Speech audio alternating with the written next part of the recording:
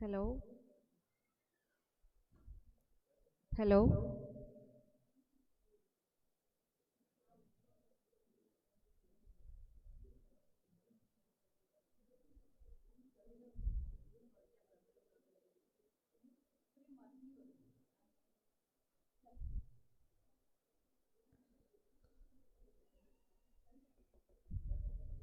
Hello?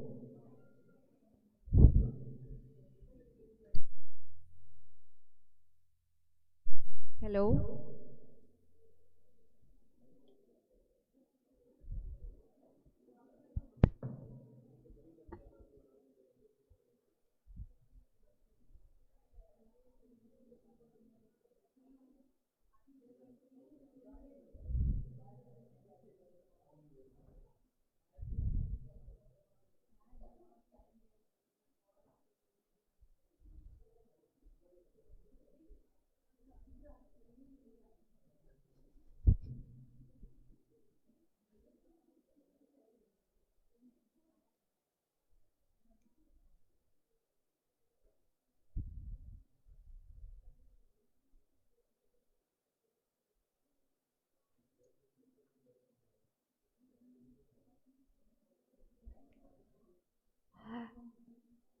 Distinguished chief guest,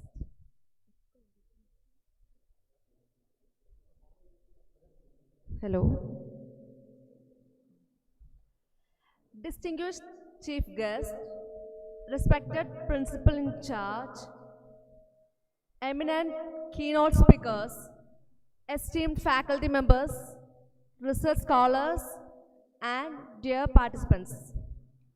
Research is to see what everybody else has seen and to think what nobody else has thought. Ideas are abundant. Vision is rare. But between vision and impact lies preparation, and that preparation is what we gather here to refine today. It is with profound academic pride that I welcome you to the National Workshop on From Idea to Funding, Preparation and Submission of Research Proposals. This scholarly initiative is organized by the Department of English and Research Center and Institutions Innovation Council R&D Cell, Sri Ayappa College for Women, Chunkagade, in association with Shiksha Sanskriti Udhanyas, South Tamil Nadu. This workshop seeks to empower researchers to transform innovative ideas into structured proposals capable of attracting meaningful funding and generating societal impact. To commence this auspicious academic gathering, I request everyone to stand up for a silent prayer.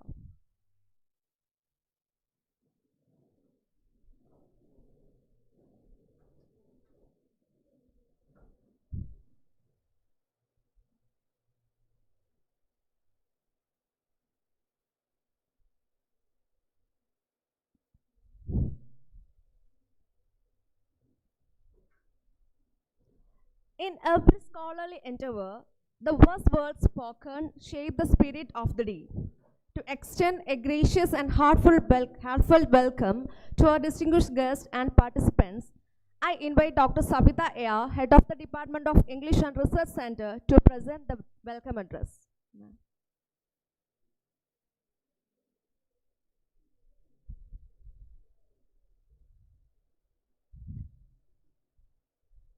Honorable Principal in Charge, Dr. Prasanna Kumari Ma'am, distinguished guest of the day, Dr. Ramakrishnan, resource persons, Dr. Santosh Kumar and Dr. Harshit Joseph, Dr. Smita Nair, IQAC and IIC Coordinator, Dr. Srija JP, Assistant Professor of Economics, Devi Kumari College for Women, and also the convener of Prabandhan Shiksha, Department of Management Studies, Shiksha Sanskriti Udhanyas, Tamil Nadu, and all the delegates of the workshop who have joined through online and who are present here. A very hearty welcome to all at the outset.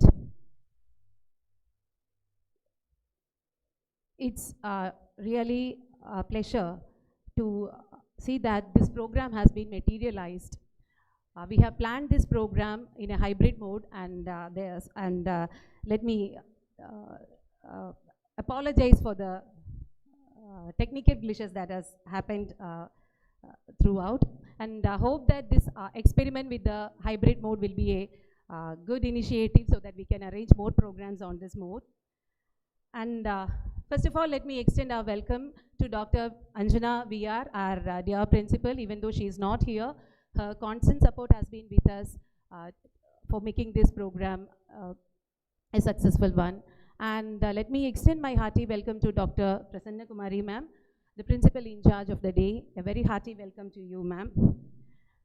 And my welcome goes to Dr. Srija JP, convener of Prabandhan Shiksha, of Shiksha Sanskriti Udhanyas.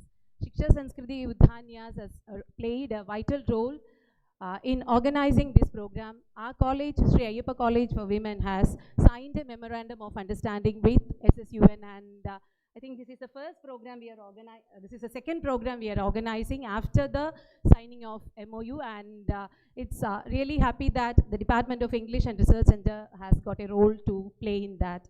And my thanks and welcome to Dr. Ramakrishnan, Deputy Registrar and Administrator, Somaya Vidya Vihar University, Mumbai.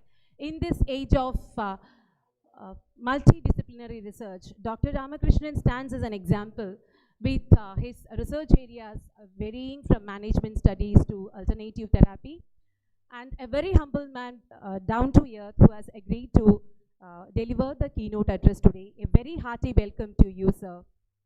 And my welcome also goes to Dr. M. Santosh Kumar, Assistant Professor, Department of Biochemistry, Konganadu Arts and Science College, Coimbatore, who is in fact the pillar behind this program. Even though he is not here physically, his support has been instrumental in making this program possible. And my welcome also goes to Harshit Joseph, Dr. Harshit Joseph, Assistant Professor, the University of Transdisciplinary Health Sciences and Technology, Bengaluru, and Harshit Joseph will be joining us very soon. And my welcome goes to the teachers of the Department of English, Dr.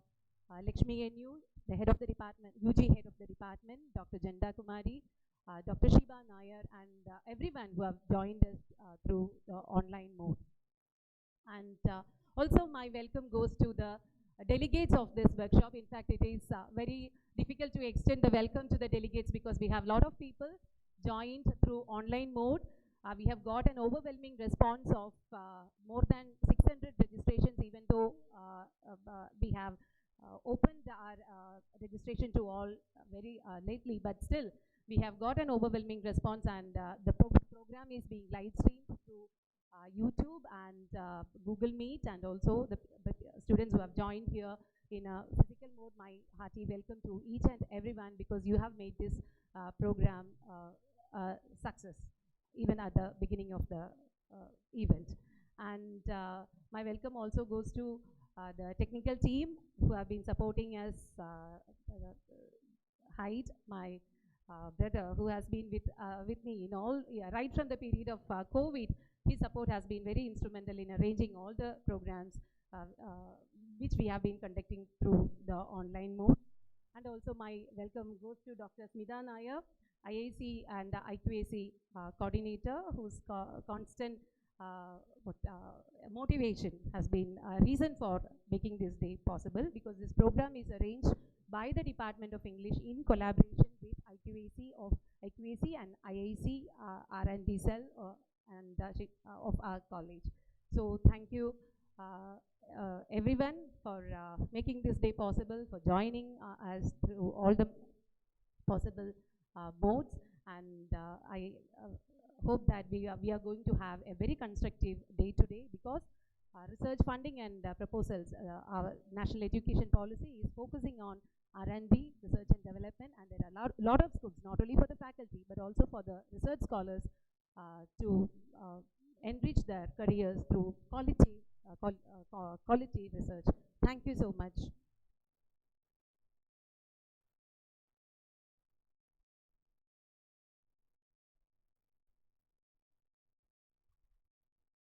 Thank you, ma'am. Behind every well-designed academic event lies thoughtful planning and a clear vision. To present the concept, objectives, and framework of this national workshop, I respectfully invite Dr. Srija JP, Assistant Professor in Economics, Sri Devi Kumari College, Kuruthara, and convener of SSUN Tamil Nadu, to introduce today's program. Ma'am, please.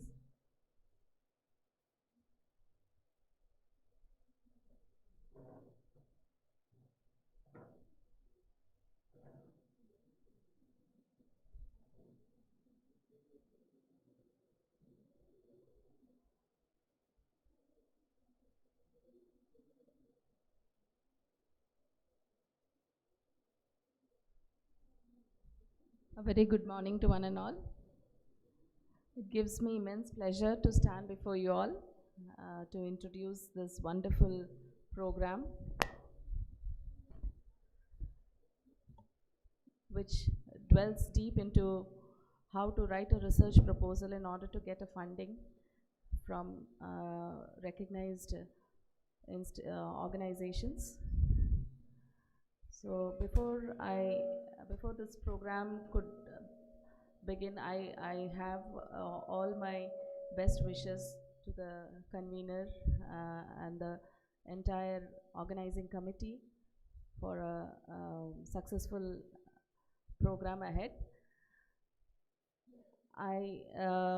At the outset, I would like to thank the college administration, the principal, Dr. Anjana, the principal in charge, Dr. Prasanna Kumari, the IQSC coordinator, Dr. Smita, the organizing secretary, Dr. Savita, and each and every one of you who is behind this program. It gives me immense pleasure and pride, in fact, that we have collaborated. Shiksha Sanskriti Uthanyas and Sri Ayyappa College for Women have signed an MOU on the 9th of March, and we are on a journey hand in hand.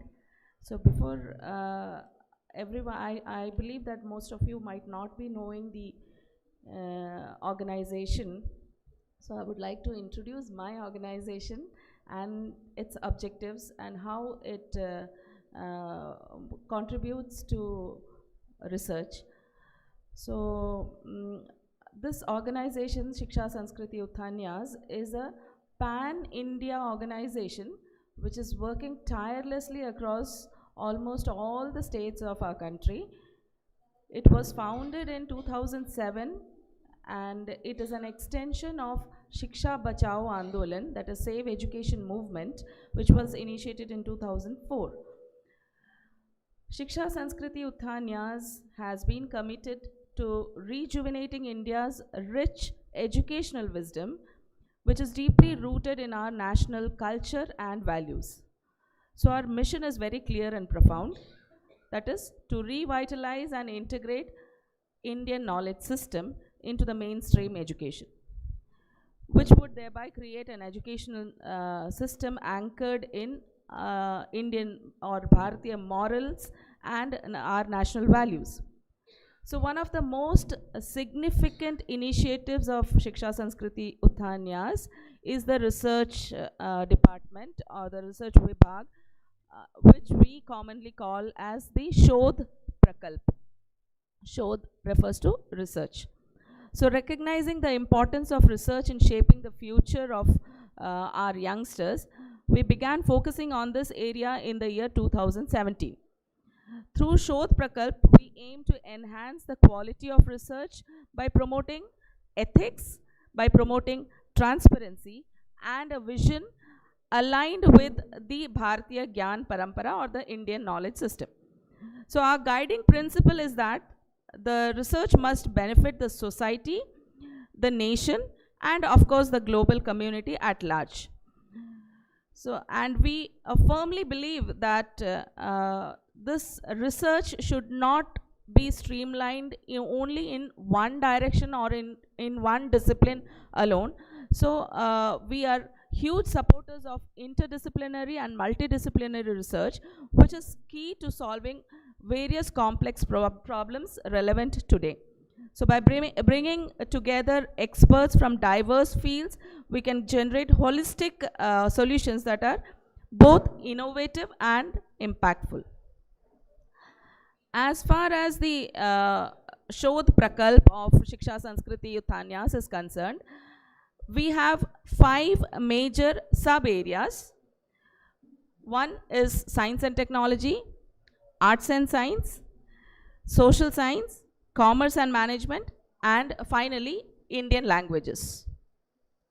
So to foster a vibrant research culture, the department has organized numerous seminars, numerous workshops, numerous discussions and educational activities throughout the country.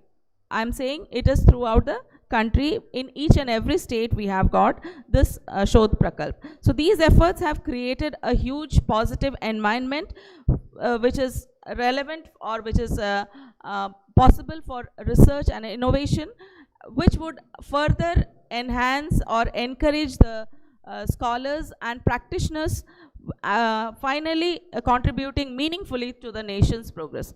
So the word meaningful is very important, because research activities are not done only on a in an inorganic way. Rather, it is done with the pursuit of the nation's objective right now, which is Atmanirbhar Bharat, or a self-reliant India. So through Shodh Prakalp, we continuously work to establish this meaningful discourse that strengthens the intellectual traditions and also helps in addressing the contemporary challenges. So let us all join hands in this noble mission to build an education system that is rooted in values, yet is very scientific and provides solutions for a better and sustainable world. So with this, I wish the entire program all the very best, and let us all begin the program. Thank you.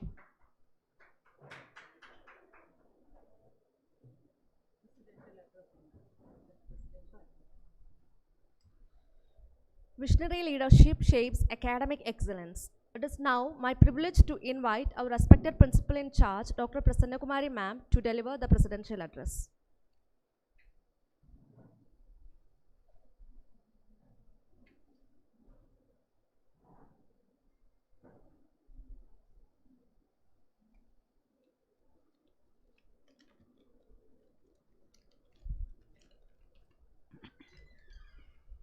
Good morning to all respected dignitaries, distinguished resource person, faculty members, researchers, and my dear students. It is both an honor and a privilege to address this gathering on a highly significant theme. A strong review of existing literature and a well-defined methodology.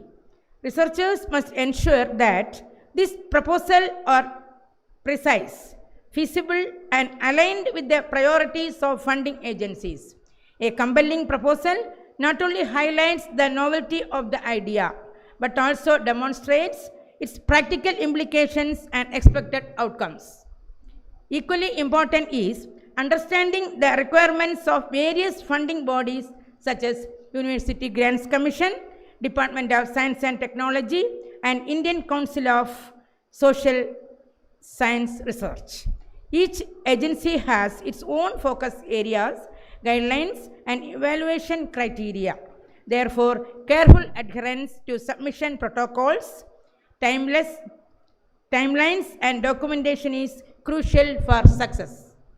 Another key aspect is collaboration. Interdisciplinary research is gaining immense importance in today's world. When experts from different fields come together, they bring diverse perspectives, leading to innovative and holistic solutions. I encourage our faculty and students to build strong research networks and partnership. Let us also recognize that rejection is a part of the research process. Not every proposal will be funded on the first attempt. However, each rejection provides valuable feedback and an opportunity for improvement. Persistence, resilience, and continuous learning are the hallmarks of successful researchers. As an institution, we are committed to fostering a vibrant research culture. We will continue to provide guidance, training, and support to help our scholars transform their ideas into funded projects. Workshops like this play a pivotal role equipping participants with the necessary skill and insights. In conclusion, I urge all of you to think creativity, act diligently, and pursue excellence in research. Let your ideas be bold, your proposals be strong, your contributions be meaningful to the society. I extend my best wishes to all the participants for a fruitful and enriching experience. Thank you.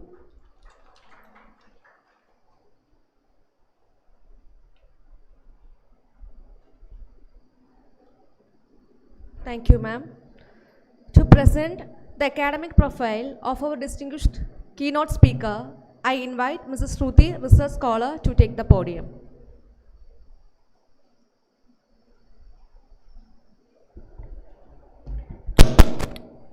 Good morning to all respected dignitaries, esteemed faculty members, and dear participants. It gives me immense pleasure to introduce our distinguished keynote speaker for today, Dr. Ramakrishnan K. Dr. Ramakrishnan currently serves as the Deputy Registrar and Administrator at Somaya Vidyavihar University, Mumbai, and brings with him over 22 years of rich and diverse experience in academics, administration, research, and clinical practice. He is a truly interdisciplinary scholar with advanced qualifications spanning business administration, psychology, clinical psychology, neurology, physical therapy, and acupuncture and complementary medicine. Throughout his career, he has held several prestigious leadership roles, including head of department, professor, principal, dean, and has contributed significantly to institutions such as Parul University and Patil University, Mumbai. He is also a distinguished researcher with over 60 international peer-reviewed publications, along with funded projects and contributions to academic books and journals. His his expertise in NAC accreditation and quality assurance and his international academic exposure reflect his deep commitment to excellence in higher education. Beyond all his achievements, he is a dedicated mentor and inspiring academic leader who has guided numerous students and researchers. Today, we are truly fortunate to have him with us to share his insights on from idea to funding, preparation and submission of research proposals. With great respect and pleasure, I invite Dr. Ramakrishnan K. to deliver the keynote address. Thank you.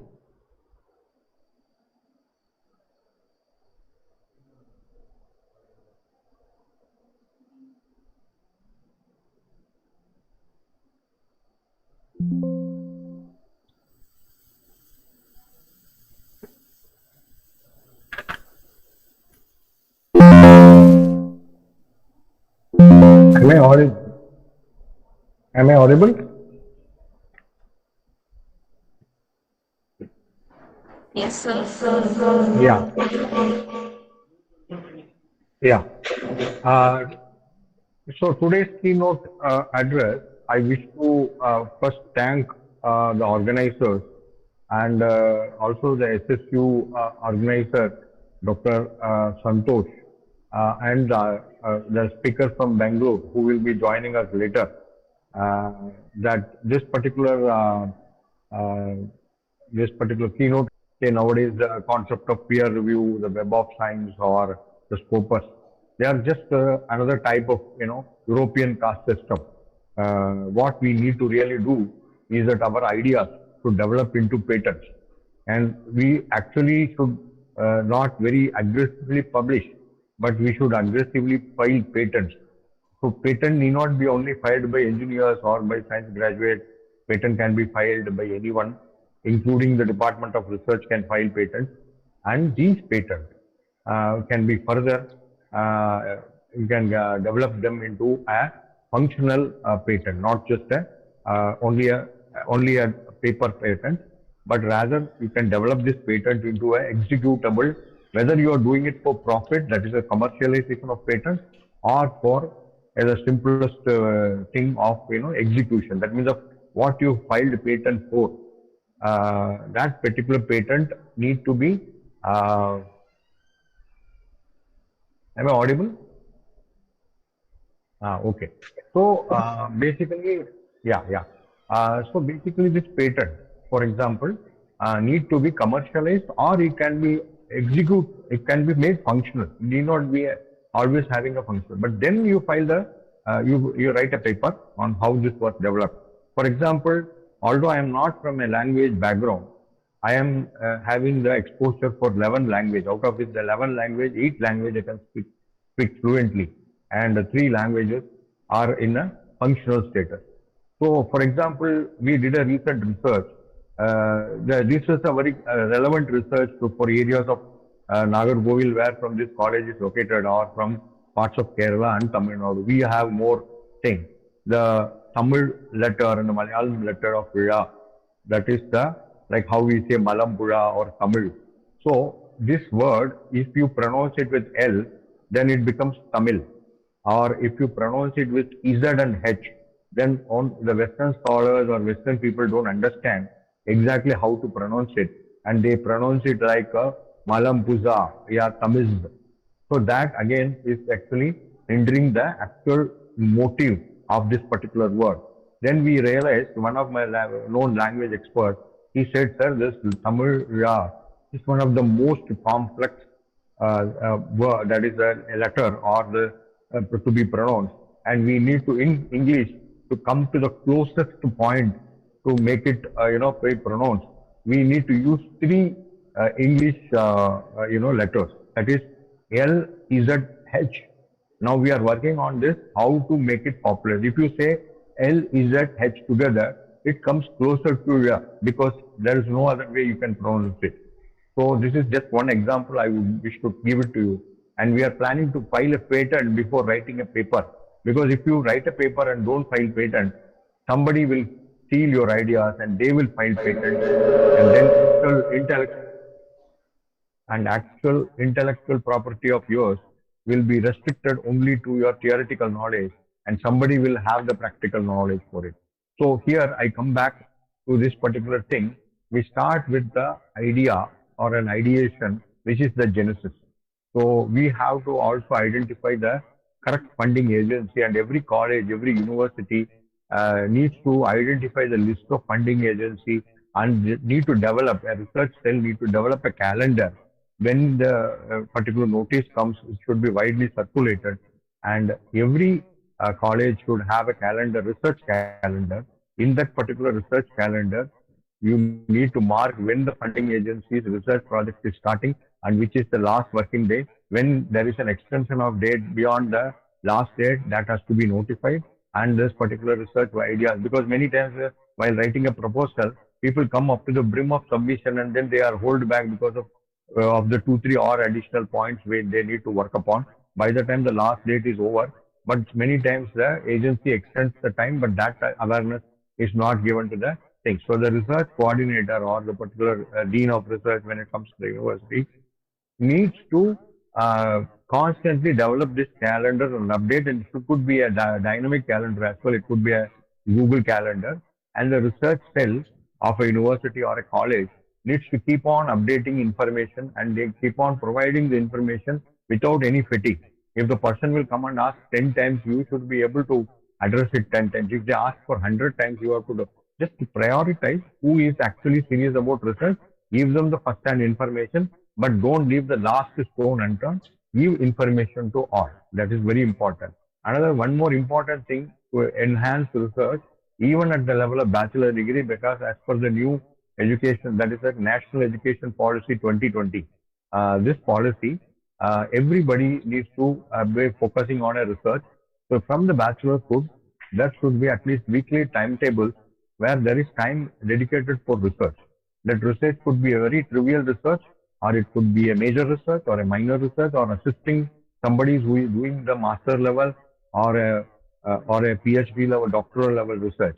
And it is very unfortunate that this time the MPhil program was discontinued, but the MPhil program was a very useful program for people from art, science, and commerce background and fine arts background, because they could take a break and rejoin doing the research. When it comes to professional courses like medical or engineering or pharmacy like courses, they do directly PhD after masters, because they do the MPhil level research. Already they are exposed to that at the level of the master. But the art science graduate many times are having nascent ideas, so they know they have to be educated. So Western countries are taking the lead now of starting the professional doctorates. The professional doctorates include DBA, Doctor of Business Administration, one step ahead to MBA, or say, for example, PharmD, which is Doctor of Pharmacy, or you have MD in medicine, or you can take in physiotherapy, Doctor of Physical Therapy, which is one step below PhD, but one step above the master's. Similar like that, psychology, you have PsyD. So these kind of professional doctorates are promoted in a long run. The Indian government also need to consider where they drop the MPhil, they should reintroduce professional doctorate, which is an intermediate, because our mission, madam, madam, can you mute the other mic, please? This professional doctor, see the name, the reason for the PhD is not just put doctor in front of your name, because then the medical physicians and surgeons also put the doctor, and many other people, including an RMP diploma, also put doctor. But doctor is just one thing. But more important is that you are becoming the teacher for the entire system as a research person, and also you become the teacher for the entire area where you are executing your knowledge and further beyond. Similarly, publication is just not for publicity, but publication is primarily to publish your knowledge. And as I already said to you, focus more, turn your focus towards patent and not just simple on the research paper. So today's thing, the second step is how to put the from the genesis of the idea with intention. Next level, you have to go for the architect of proposal. How you make the proposal very strong, and how you follow the format given by particular funding agency. There are many funding agencies which will give you full funding. There are funding agencies which will give you partial funding, and there are funding agencies which will give you seed money. Now, don't think all the same. For example, if you got the seed money, that means you have to develop a patentable idea or the idea which could get you money from the industry. So, if you can give that kind of idea, then probably you will get the secondary money, the secondary money from the industry, and that is actually what the government wants to promote. Government does not want to always give you the 100% funding and then develop your idea and put it in the showcase, because that is not what the many countries who call themselves developed countries have done. They have developed the idea of seed, and once the seed money is properly utilized, and then you make a patentable idea and then start commercializing, then you are on your own back, and then further you can do a lot of research on that basis. So, for example, I would quote one more research which would give you the idea. For example, many of them are afraid who are diabetic. In India, almost 1/3 of the population is almost marching towards diabetes, and 1/3 is on the way to become diabetic, and 1/3 is maybe diabetic, we don't know. That is the range of level of diabetes spreading. But people are afraid of using insulin, thinking that that is a very artificial substance and that is injected. So no injection is a normal thing, but that is not the fact. Biologically, insulin is much more safer than many of the medications taken for diabetes. But what here I want to emphasize is, if you would develop a medical patch where the injection could be delivered without a prick, so many of them would come forward to use insulin as a natural alternative. And this particular patch would be done with a seed money, a simple seed money. And further, this patch could be commercialized, and further research could be done depending upon the portability and other important things, like how can we connect this patch to a glucometer to do constant monitoring, all these things. So this is a simple example. One example I gave you with the language, and one I am now giving you in base of science and medicine. So what I wish to make to understand is that they make a very strong architecture of your proposal and don't give any gaps or loopholes in your proposal writing. Now the third level is the navigation to the submission ecosystem.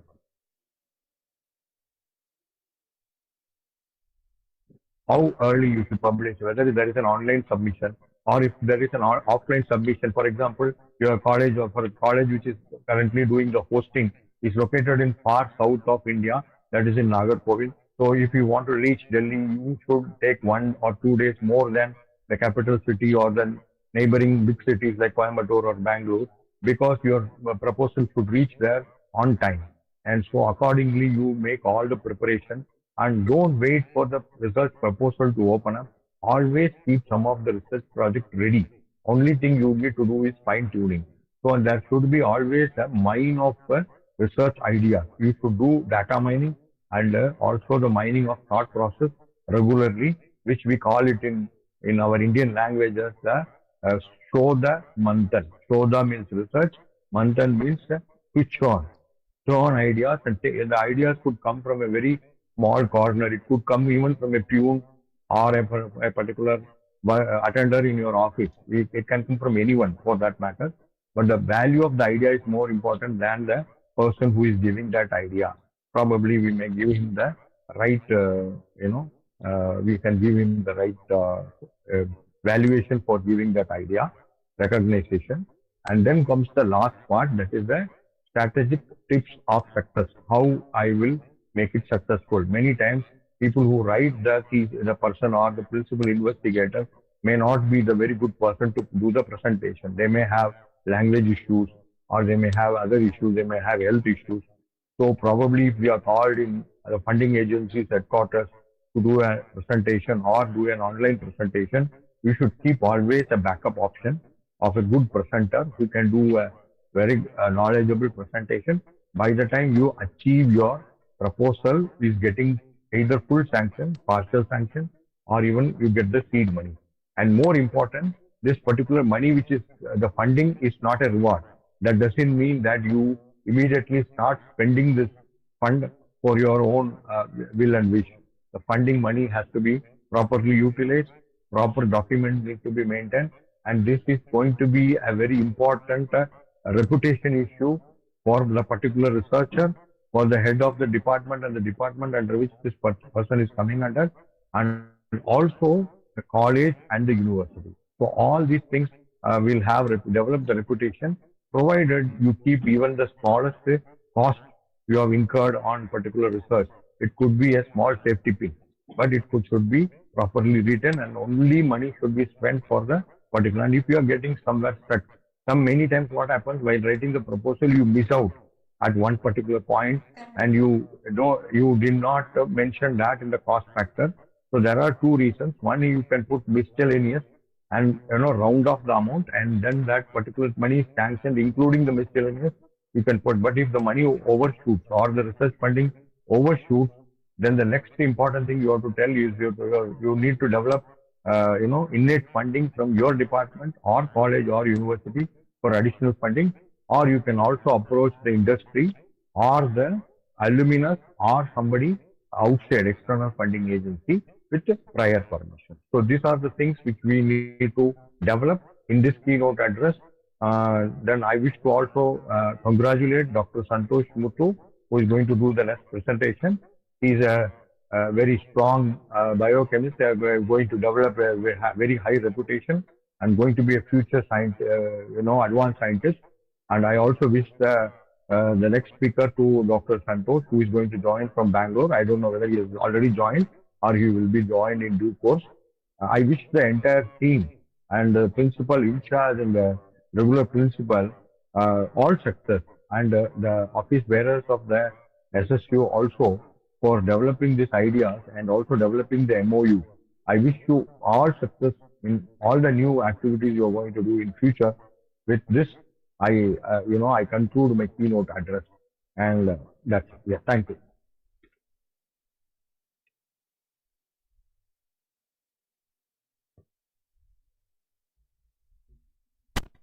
Thank you so much, sir, for the valuable information.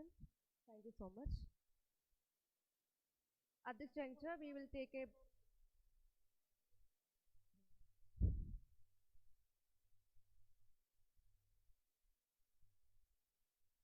to place before this assembly the academic profile of our resource person. I invite Mrs. Adeline Taliba TT, research scholar, to introduce our distinguished speaker, Dr. Santosh Kumar, sir.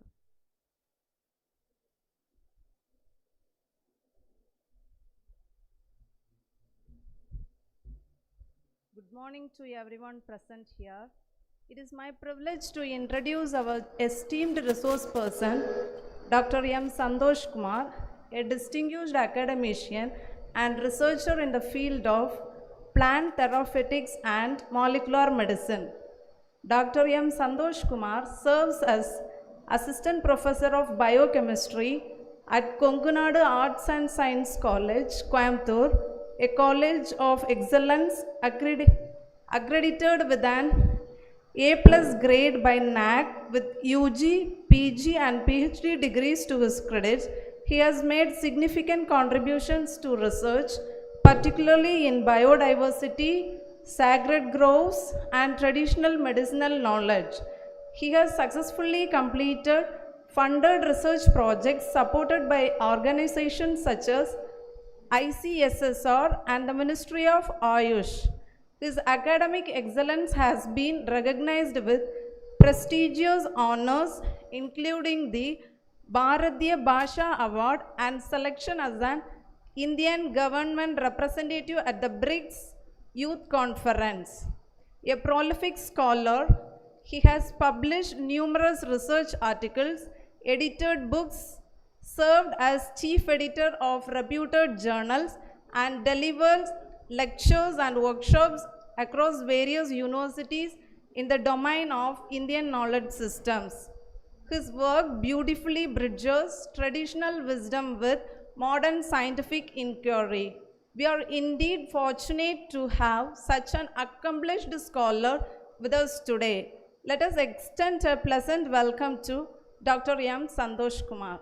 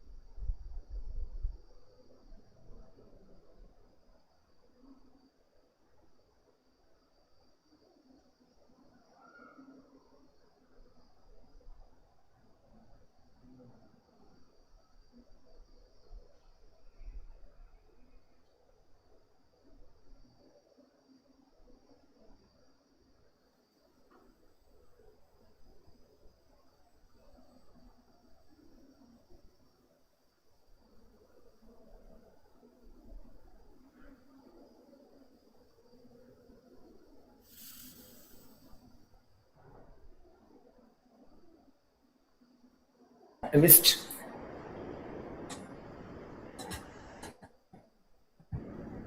So I just want to directly go to the session.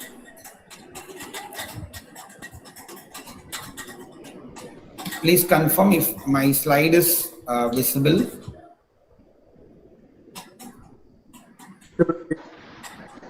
Yes, sir, it is visible.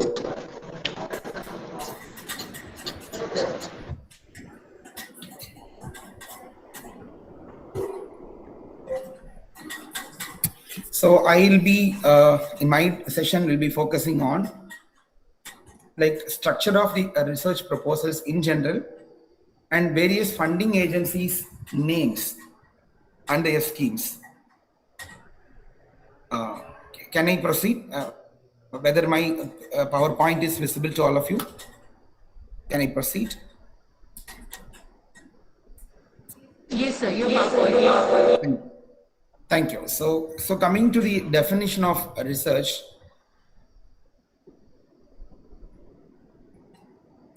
we generally think that research is a custom and part and parcel of the academic work.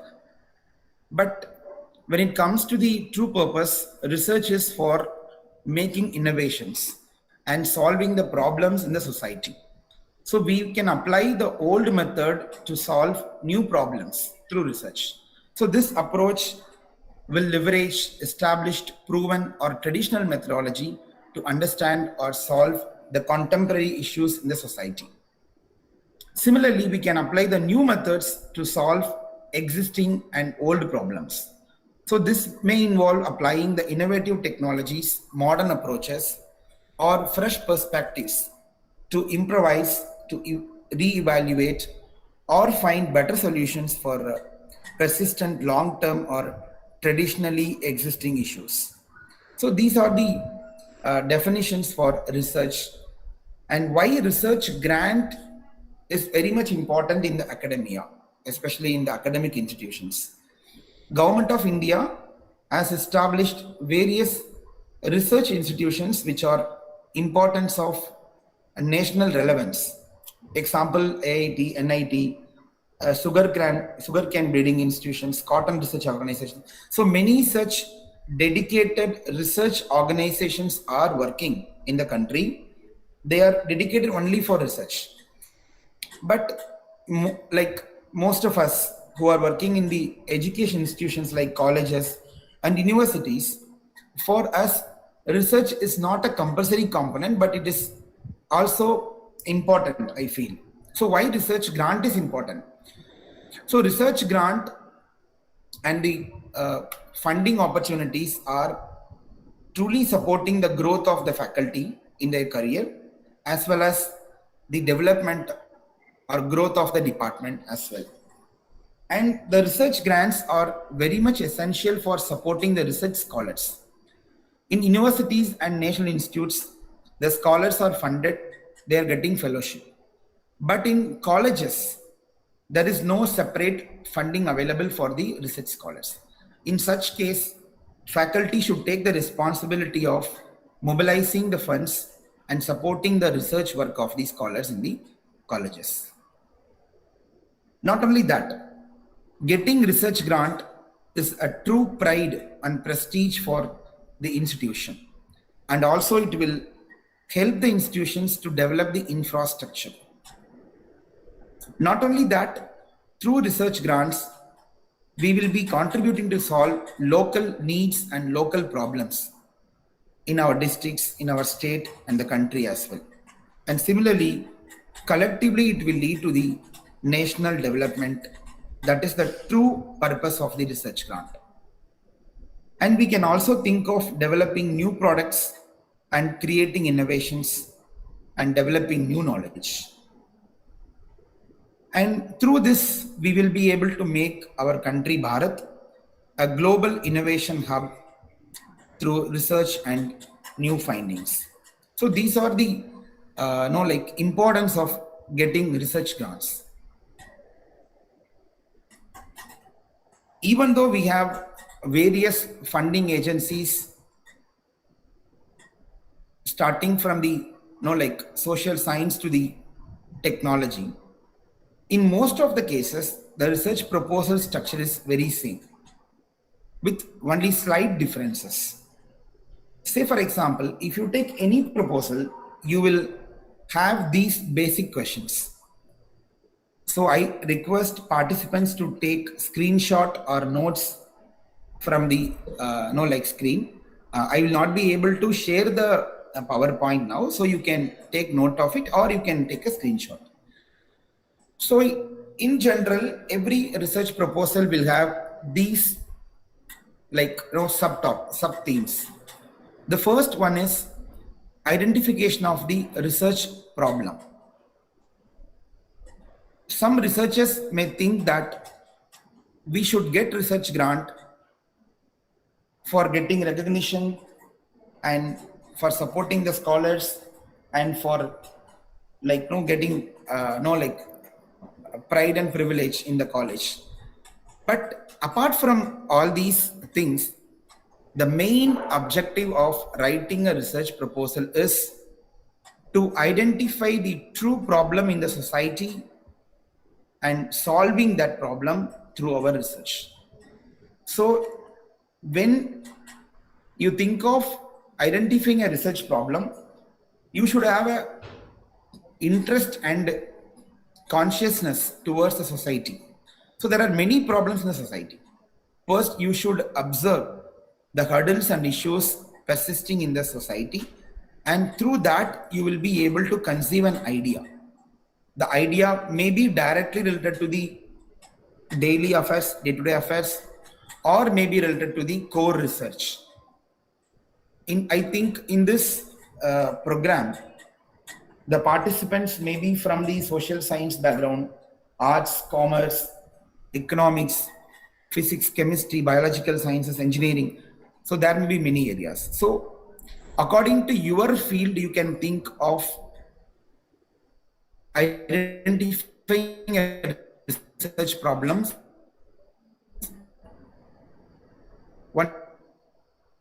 Only if you have to review the research papers, you will be getting an idea of the new problem. So idea generation or problem identification are the first step to prepare a proposal. I will share one experience which I underwent. Then through that, I came up with a proposal. I applied in the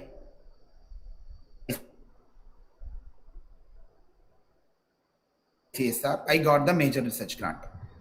So once I visited a temple, then I noticed the sthala tree was not healthy, and the tree which was grown in the temple for more than 1,000, the temple priest, what is the name of the tree? And I asked how long this tree is growing in this temple and how it is useful to the temple and other people.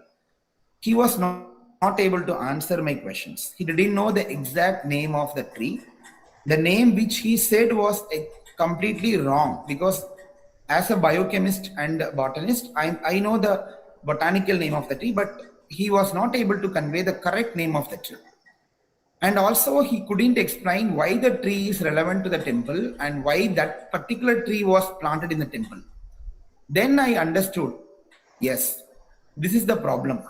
So in many temples across Tamil Nadu, especially the ancient temples, every temple has one sthala vriksha, that is temple tree, which has more relevance to the ecology and as well as ethnomedicine. Then I decided, first I need to document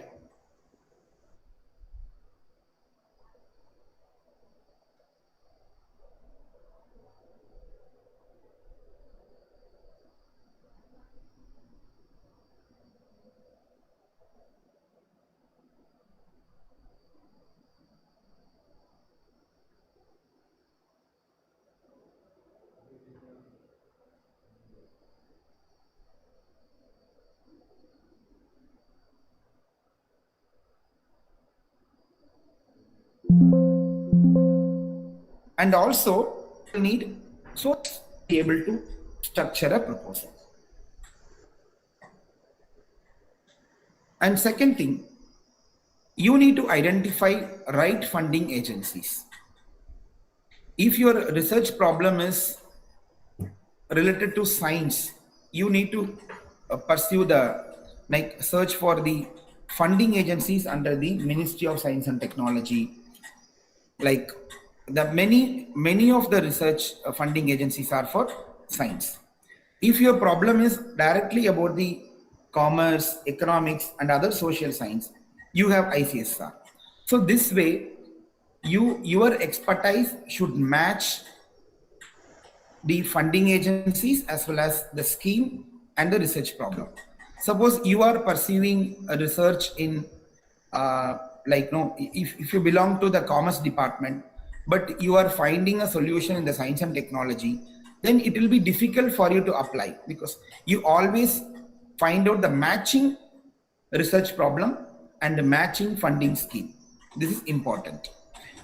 A commerce faculty may not be able to get the funding from science and technology in many cases. So better always match with your stream. And the third thing is identifying the research gap. So only when you go through in depth about the research problem, you will be able to find out the gap in the research. The gap here means the area or the research domain in which there is no much contribution from the other scientist.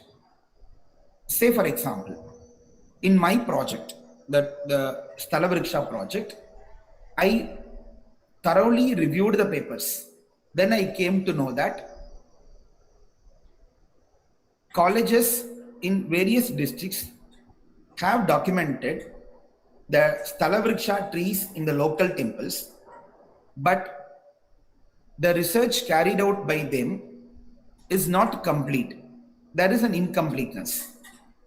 At the same time, there was no research in certain districts of South Tamil Nadu. And after analyzing the entire state, then I came to know there is a research gap. So the research gap is very much essential in any project proposal. If your research gap is not satisfied or the funding agency feel that your research gap is not properly justified, then your research proposal will be rejected. Another aspect is finding the solution. So, say for example, you have exactly identified the research gap, you have structured it in the proposal, but your solution is not satisfied, then the research proposal will be rejected. So, two things are very much essential: a research gap and a research solution. These two aspects must exactly match and it must satisfy the research scheme as well as the funding agency. Only then your research proposal will be screened.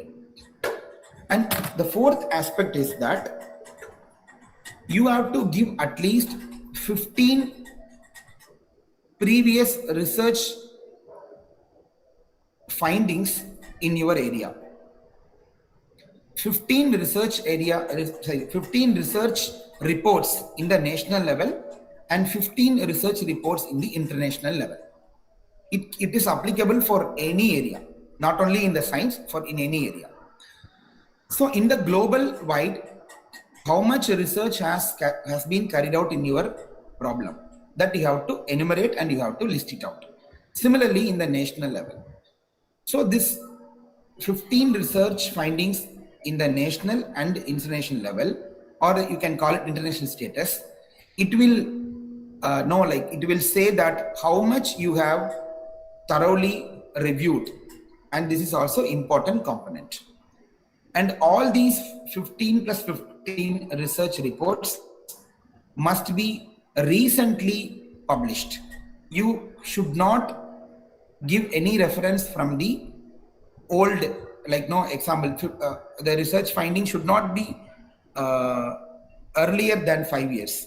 In the last 5 years, how much international works has been done in your area and how much national level work has been done. So that must be clearly identified and it should be written in the proposal.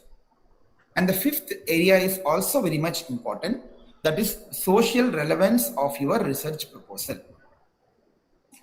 Whether your research proposal is solving a problem in the society and how relevant your research is to society. This is called societal relevance. This is also very much essential, and it should clearly state that in what way your research will support the society or it will solve the issue in the society. And the sixth aspect is output and outcomes. Output is different from outcomes. Output is always a short-term achievement. Outcome is a long-term achievement. Say for example, I will quote from my research proposal. I documented 1,200 Stalavriksha trees in temples in Tamil Nadu. The first output of my research is I was able to publish few papers and I was able to prepare a compendium of the results, compendium of the findings in the form of book, in the form of a research article. This is always output. And what is the outcome of my research? My research findings should support the government, policy making bodies, or scientist group to make the solution. Say for example, my research findings was sent to the government of India to discuss about the policy making about the Sthala Vriksha trees. I have submitted a memorandum to the government of Tamil Nadu and the HRNC, example, the Hindu Samaya Aranalayathuri, which is called Hindu Endowment Board. And I have requested the Hindu Endowment Board to preserve all the trees located in the temple premises. This is the outcome. So in future, the government of Tamil Nadu will make some policy changes to protect and preserve the temples in Tamil Nadu. This is the outcome. Similarly, you just match with your own domain. So your research should have a long-term goal and short-term goal. The short-term goal is called output. The long-term goal is called outcome. Outcome is the final achievement or long-term achievement of our research. In any research proposal, there will be objective column. You have to give 5 to 6 objectives alone.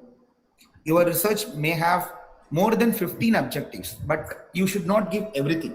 You should highlight only 6 premier objectives in the proposal. And the objective should not mention about method. The objective should exactly highlight what you are going to do. This is objective. And another aspect is methodology or technique. This methodology part should highlight what technique and methods you will apply to pursue your research. This is methodology. Methodology should be scientific and it must be proven in the earlier research. You cannot give a new method or unpublished method. That will be rejected. You have to take the references for every methodology you write in your proposal. And the last 2 things are project timeline and project phases. If the project duration is 2 years, you have to allocate 3 months for every objective. Ma'am, I am facing a trouble from the audience, I think. I am not able to talk. Please mute others.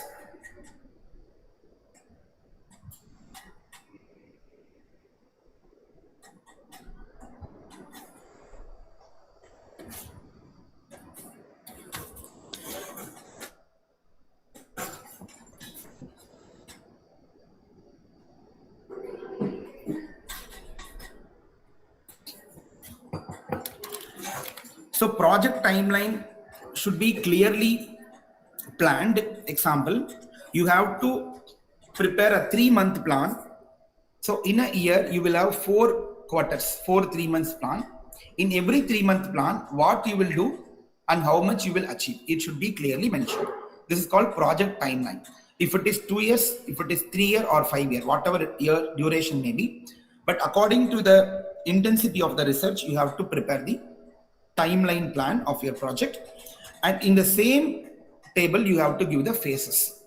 Phases here means the objective. How much objective you will be achieving in the first 3 months and how much you will achieve in the next 3 months.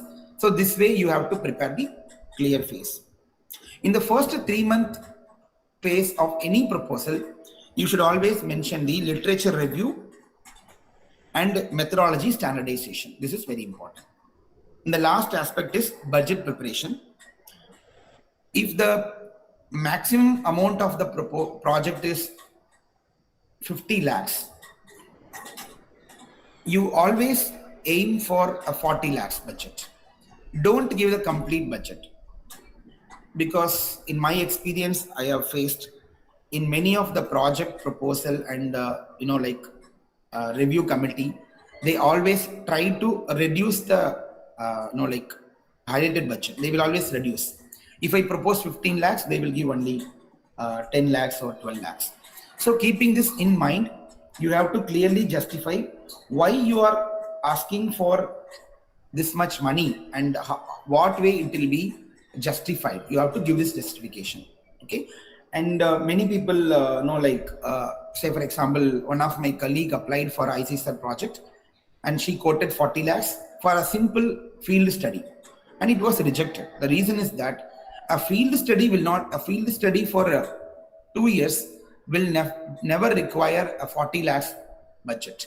It may at least cost only 20 lakhs or 15 lakhs. So it was rejected. And you can give like maximum amount in case of science and technology projects. So these are the components. If you have any doubt, you can ask. Otherwise, we will proceed to the next slide.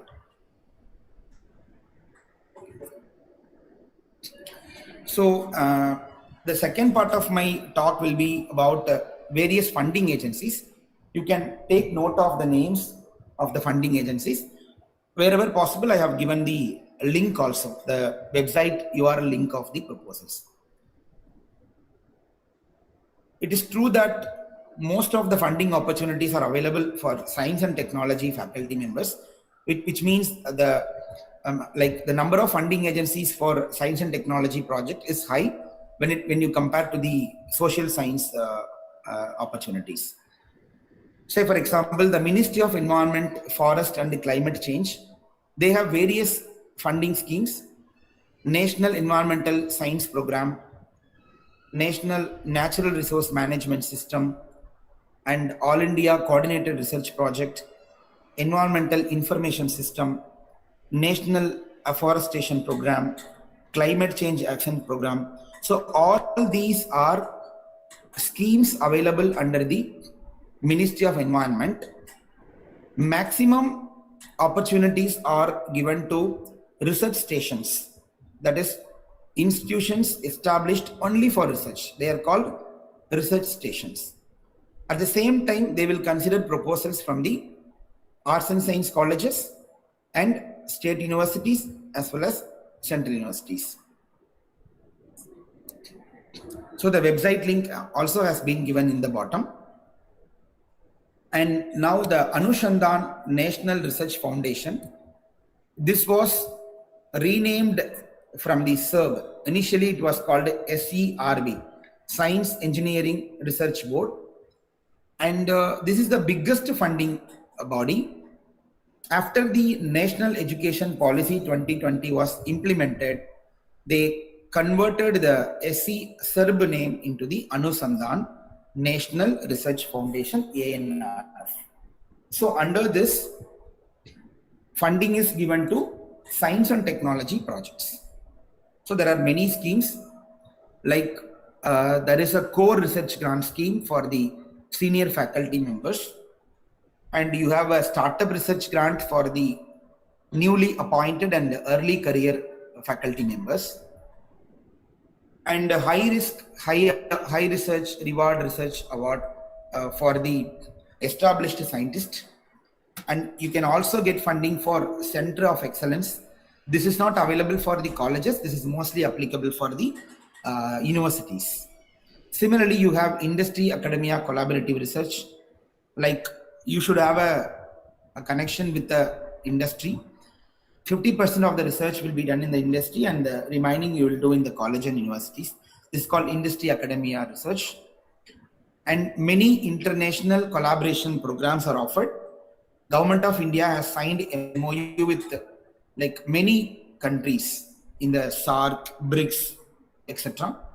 So every month you will have a research call, which is a collaboration research.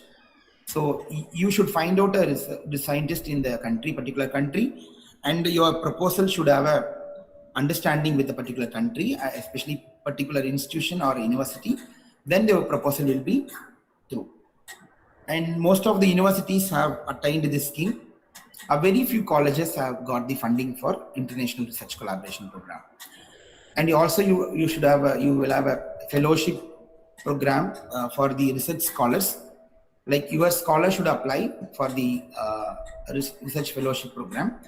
An infrastructure development grant is available for the science and technology departments. And not only that, you will always be able to apply for the conference grant in the Anusandhan Research Foundation.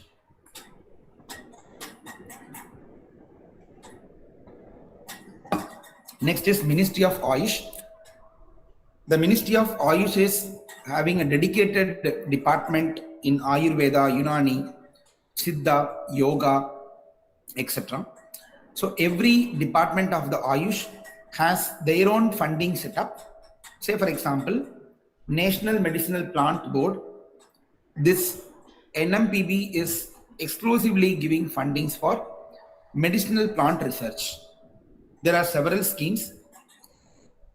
Most of the schemes are aiming to like propagate and popularize medicinal plants with respect to Siddha and Ayurveda. So I have got a project of 19 lakhs from the Medicinal Plant Board to disseminate the awareness of particular herb across the country. This National Medicinal Plant Board will launch a particular potential herbal every year. So in the past 2 years, they were propagating the Ashwagandha plant, and this year they are propagating a Shatavari plant, Asparagus racemosus. So every year they will launch one national plant, and that plant will be propagated throughout the nation through the schemes. So the schemes available under the National Medicinal Plant Board are conference grant, awareness grant, establishment of the herbal garden in the school and colleges, and establishment of the herbal business center, herbal incubation center, and major research projects, minor projects. Many schemes are available. If anybody wants guidance from me, you can write to my email ID. I will guide you how to log in, how to prepare the documents, everything I can guide you in this case. So not only the medicinal plant, even the Ayush is providing funding for the app development, mobile app development, pharmacovigilance projects, and yoga centers, and many schemes are available actually. So you can apply. You can go through the website, you will get everything. And Forest Research Institute, it is also a funding agency under the Ministry of Forest and Environment. So they have a separate project schemes for the forestry development, silviculture, forest management, forest protection aspects, and forest conservation. Say for example, bamboo trees is a potential crop in the country. So nowadays we are using the bamboo products in many cases, not only in the medicinal, medicinal drug, even the bamboo is used for the fiber construction. So this way you can go through the website for the forest related research. Ministry of Tribal Affairs, after the Narendra Modi ji led government established in the central, ministry has given a very structured focus on the tribal development.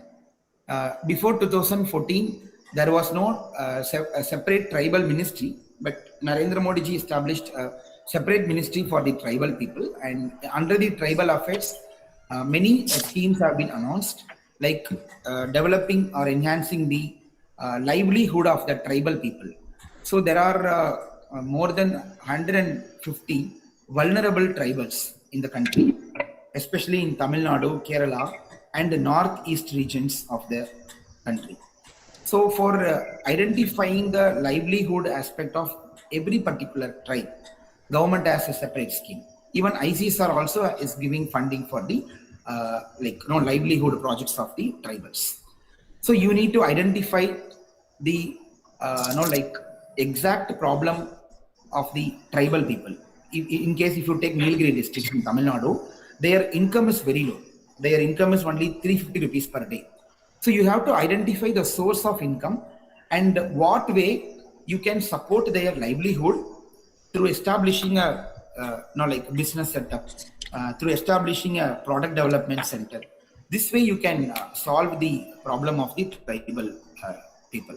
So there are funding schemes available It's called a Tribal Research Institution, tribal development oriented research projects and documentation of the tribal knowledge system. Many aspects are there. So nowadays, every funding agency is giving priority for tribal related projects. Either you can identify the business setup for the tribals, or you can document their knowledge system in the form of IKS.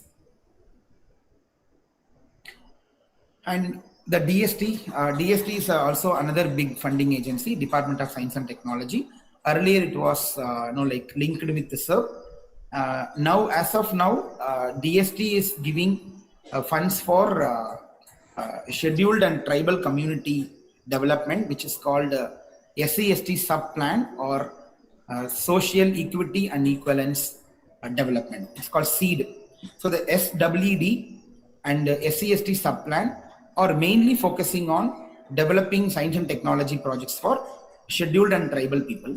Not only that, DST is giving infrastructure fund in the name of FIST, Fund for Improvement of Science and Technology Infrastructure in the colleges. Most of the aided colleges in Tamil Nadu and arts and science colleges, government institutions, they have received funds from the FIST scheme. I think your college also might have such scheme. An Inspire program for the research scholars and students are given by the DST schemes. There are many plans under DST, like science and technology applications for rural development, science and technology for weaker sections, scheduled caste subplan, women's subplan, special component plan, National Council for Science and Technology Communication. This NCSTC is actually having a collaboration with every state. In Tamil Nadu also, there is a funding agency called TNSTC, Tamil Nadu State Council for Science and Technology. This TNSTC is receiving fund from the central government and distributing the fund to the state. Similarly, you have Natural Resource Data Management System, Instrument Development Program, National Center for Medium Range Weather Forecasting, National Science and Technology Management Information System. All these are various schemes under DST plan. Also, you have a Young Scientist Scheme, Utilization of Scientific Experts of Retired Scientist Scheme, and National Information System for Science and Technology Scheme. Many schemes are there. You can go through and find everything in this website.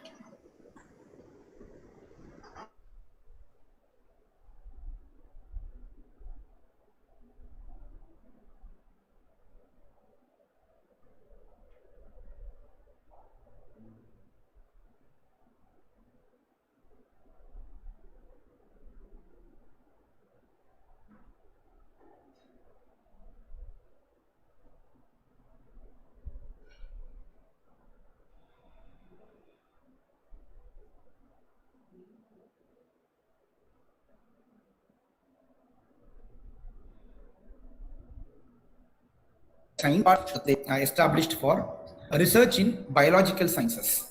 The DBT is also having an industry tie-up called BIRAC scheme. The BIRAC scheme is it's easily available. If you have a research idea in the biological science, approach an industry, have a MOU with them, and prepare a joint proposal, it will be definitely gone through. But only thing, your proposal should be clearly aimed for finding the solutions through the science and technology interventions. There are many schemes under DBT Research and Development Project, Ramalinga Swami Re-Entry Fellowship for the scientists who are working in abroad, but they are Indians, they want to return to country, then this particular scheme will support them to come back from the abroad and to establish their research in India. Similarly, you have DBT JRF BET Fellowship and BICARE program, twinning program. Twinning program is mainly focused on strengthening the research in northeast regions and the backward underdeveloped regions of the country, especially the Assam, Meghalaya, all these areas. And the biotechnology industry partnership program for the academic industry collaboration.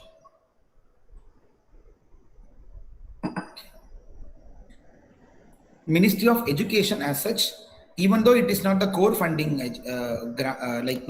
board, it is also supporting the academic activities. Example, IMPRESS research, GYAN research, SPARK projects, So my college got around 40 lakhs from the Spark scheme for promotion of academic and research collaboration. The Spark scheme will enable you to tie up with a foreign university or a foreign institutions to enhance the quality of the teaching learning process in your institution. Similarly, they have funded for the conference grant. The Spark is even now it is available live. You can apply for that. And Rashtriya Uchitar Shiksha Abhiyan (RUSA) was aimed only for developing the infrastructure in the government colleges and the government universities. So in Tamil Nadu, most of the government colleges have got RUSA fund for developing the infrastructure in the college campus.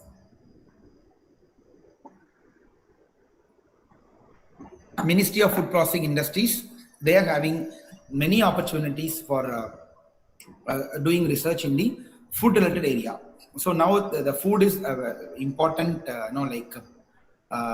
point of talk across the country. The food contamination and new food product development, establishing the mega food parks and cold chain establishment, food preservation infrastructures. So many things are there.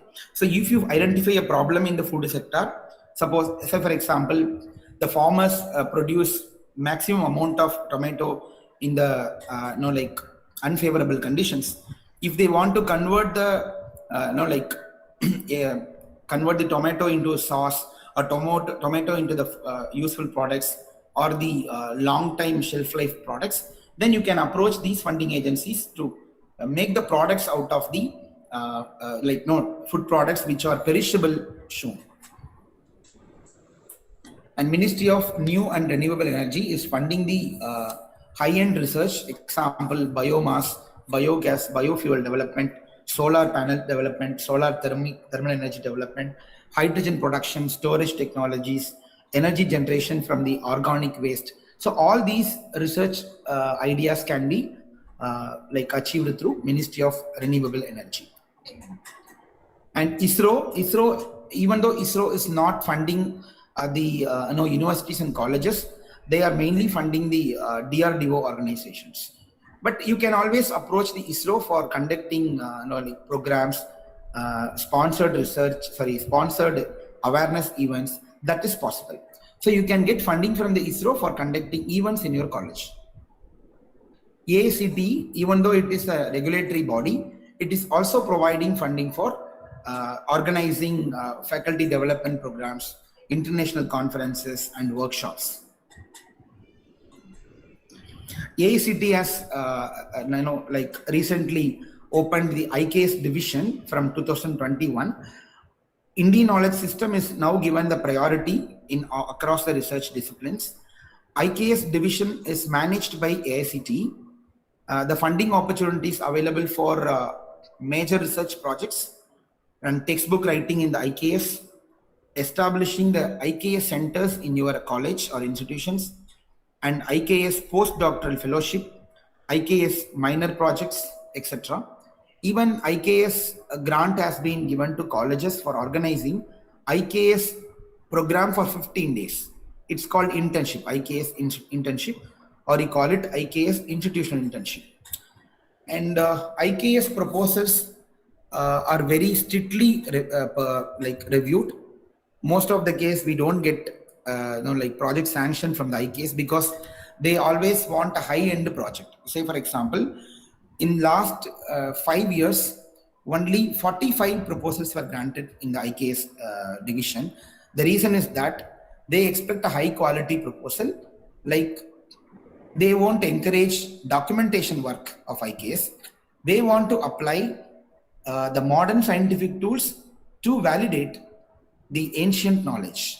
Say for example, a herbal formulation which was proposed by Tamil Ayurveda or Tamil Siddha tradition, the drug should be reviewed. The drug should be validated through modern scientific tools. So that kind of high-end cutting-edge research proposals are expected. But any college can apply for the internship project, they will sanction. And Central Board of Education and Power, this is also funding to the universities. Ministry of Health and Family Welfare also have several schemes. They are not research scheme, but they are giving the fund for organizing programs, creating awareness, and setting up a health, health screening centers this way.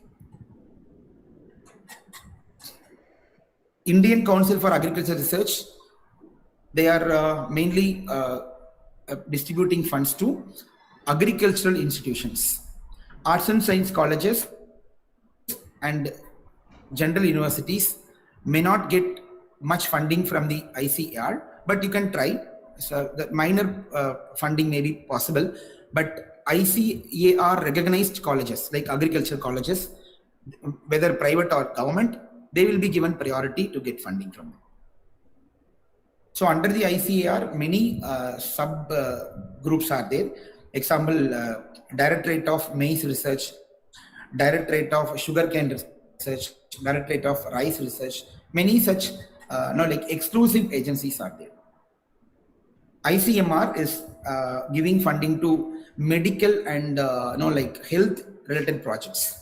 So ICMR is giving extramural research program, ICMR ad hoc research projects, ICMR fellowships for JRF, ICMR fund for Center of Excellence, and ICMR task force projects. These are all the available funding schemes. And CSIR, it is prestigious and largest funding agency in the country. So CSIR has its own research stations in every state. Say for example, SICRI in the Karaikudi, like Central Chemical Research Center, it is completely funded by the ICSR. So the main role of CSIR is giving the funds for their own research stations. At the same time, they will sometime call for the research proposals from the colleges and universities. And DRDO, as I already mentioned, DRDO will give funding to DRDO sponsored centers alone. Ministry of Statistics and Program Implementation Scheme. So this ministry is giving funds to the statistical research. You know that the government policies are made and implemented only based on the statistical survey done throughout the state. So the authentic ministry is actually Ministry of Statistics. So the faculty members who are working in the Department of Mathematics and Statistics, they can approach this funding agency for getting the projects. INSA, Indian National Science Academy. So Indian National Science Academy is established to promote science and technology awareness and science scientific temperament among the students and faculty members. So INSA has various schemes. Recently, INSA has released a scheme called INSA Research Grant Scheme, INSA Visiting Scientist Program, and INSA Young Scientist Program, and INSA International Collaboration Program. And now the institutional membership scheme has been announced. Your college can become a member of INSA by paying 1 lakh rupees as a membership payment. If you become a member of INSA, your college can organize multiple number of programs in a year with the logo of INSA. And INSA scientists will come and visit your program, and the expense or expenditure incurred for the scientist visit to your college will be borne by the INSA department. And not only the research grant, INSA is giving fund for writing textbook, especially the history of science in India and Indian knowledge system related textbooks.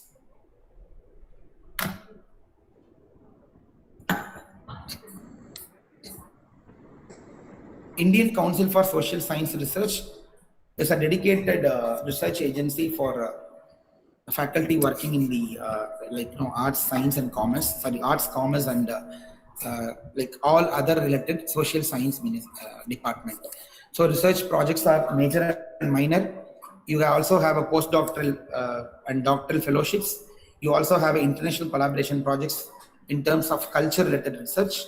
And throughout the year, you can apply for the seminar, workshop and conference grant in the ICSR.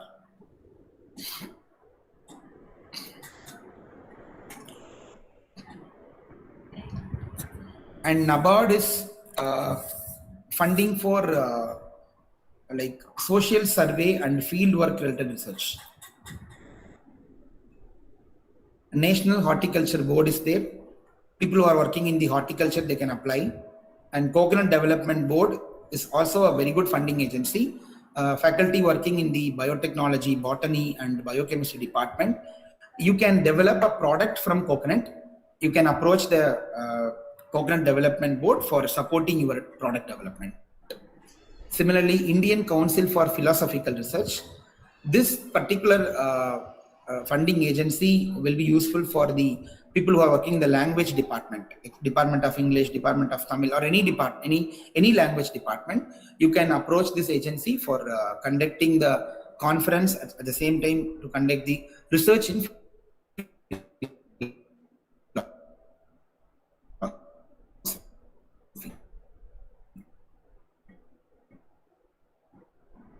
and Indian Council for History Research is giving funds to and conduct programs. Travel Grant, Gurukula Fellowship, Junior Research Fellowship Scheme, National Fellowship for History Researchers.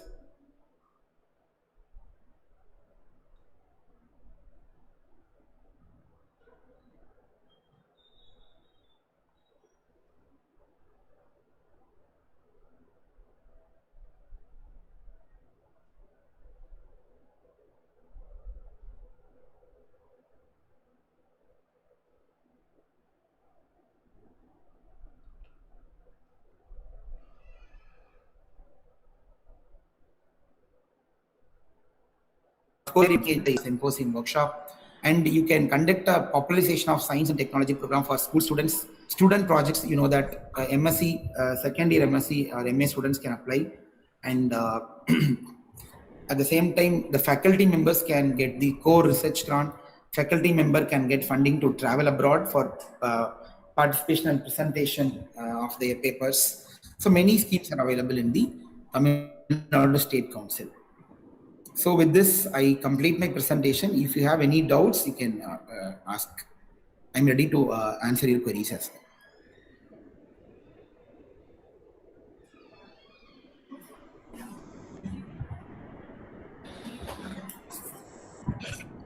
Thank you, Dr. Santosh.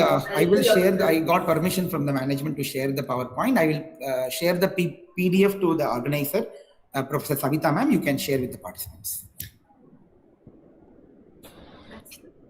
Thank you so much. If you have any queries, participants, if you have any queries, you can either ask or drop a text message in the meet.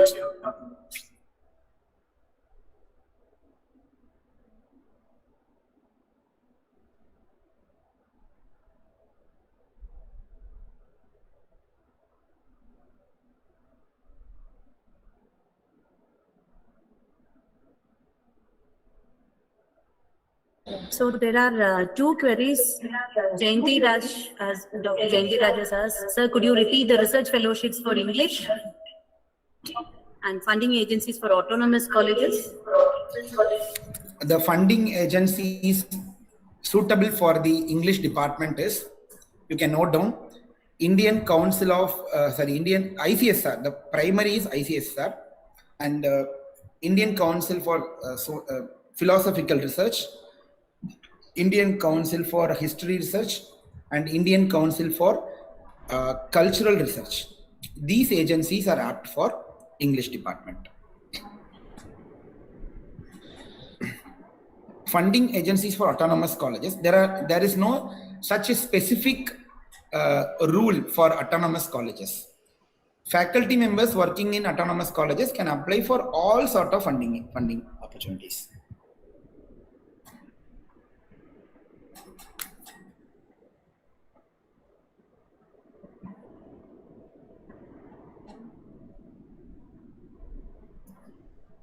What can be industries for industry collaboration for political science research? Yeah, definitely. Political science research is carried out nowadays by many NGOs. Say, for example, in Delhi, there is a Dr. Shyama Prasad Mukherjee Foundation. India Foundation. There are many such foundations. I think you can contact my email ID. I will give you the list of agencies who are doing research in politics. You can note down my email ID. Please send your request. I will give you the list.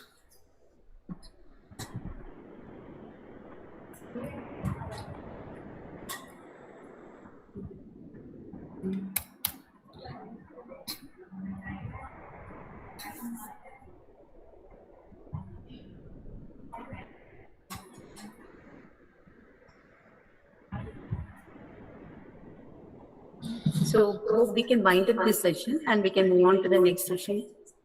Thank you so much, Dr. Santosh. Thank you, Savita ma'am, and thank you, Siksha Sanskritta Niyas, for organizing. And my special thanks to Shrija ma'am. Thank you.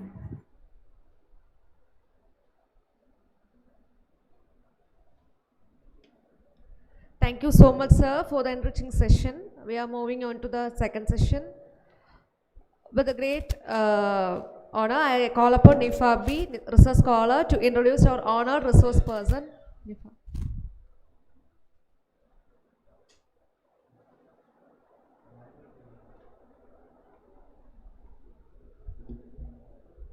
It is my privilege to introduce our esteemed resource person for today's session, Dr. Harshit Joseph. Dr. Harshit Joseph currently serves as an assistant professor at the University of Transdisciplinary Health, Science and Technology, Bangalore, and is also a senior fellow at the Foundation for Study of Indian Culture, Bangalore. In addition, he is associated as assistant professor at the Culture of Study of Cultures, Chanakya University, Bangalore. He has previously served as research fellow at the Indian Study Unit, Center for Education and Social Studies, Bangalore. His academic career also includes his tenure as assistant professor in the Department of English at St. Joseph's College, Bangalore, and Jain University, Bangalore. He is an active member of Arohi Research Foundation, Bangalore. He earned his PhD in Translation Studies from Tamkur University in 2021 and completed his master's degree in English Language and Literature from Bangalore University in 2001. His scholarly work primarily focused on translation studies, particularly in understanding and characterizing the nature of translation problems. His research further explores the impact of Christian missionary interventions on the Kannada language through the translation of Christian literatures, contributing significantly to cultural and linguistic studies. With his rich academic experience and profound research insights, we are truly honored to have Dr. Harshit Joseph with us today.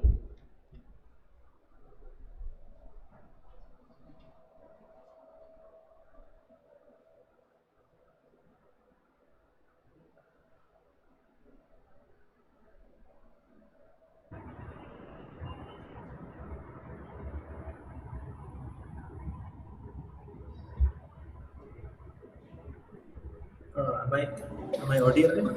Yes, yes, you're audible.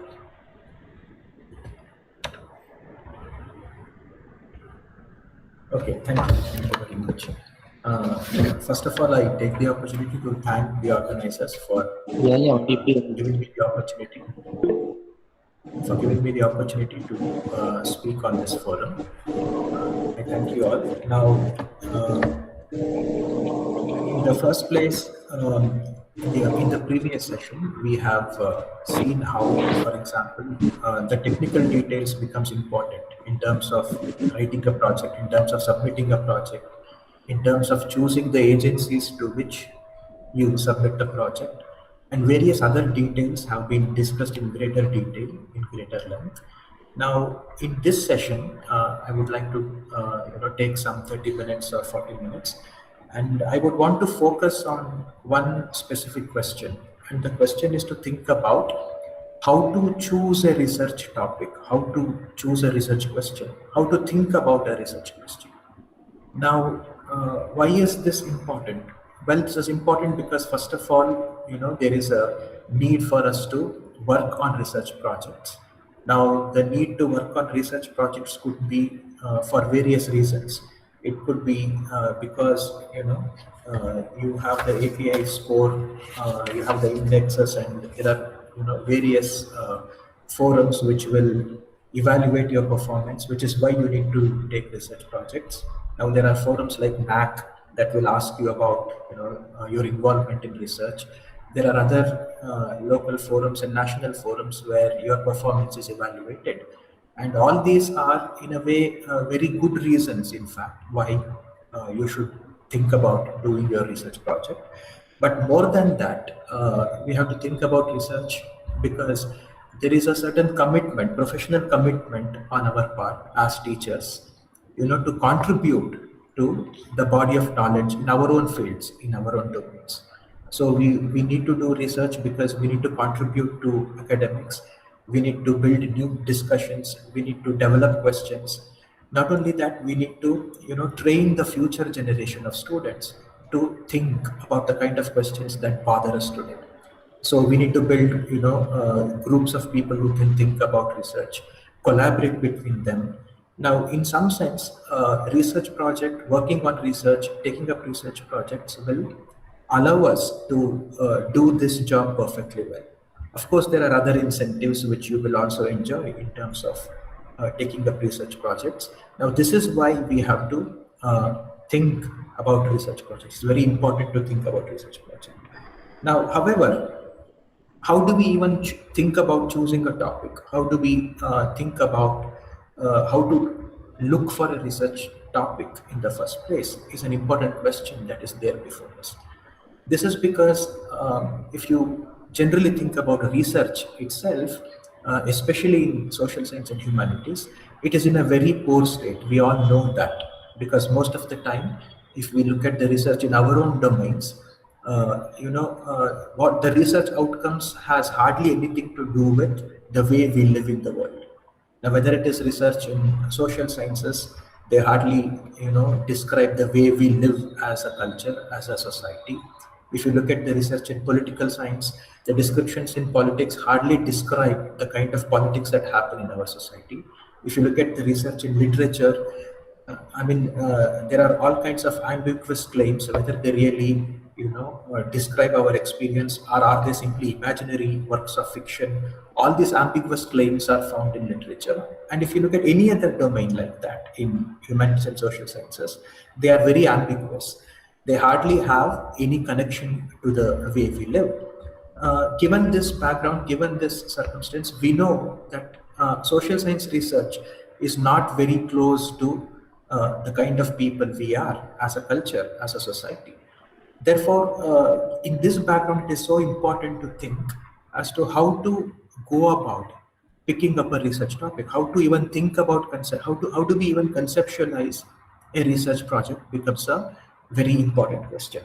Now, as I was saying, the social science research is in a very poor state because I can give you examples. Like, for example, there is research work that happens in performative arts, for example. Now, there is Kathakali, there is Kalaripayattu, there is Bharatanatyam.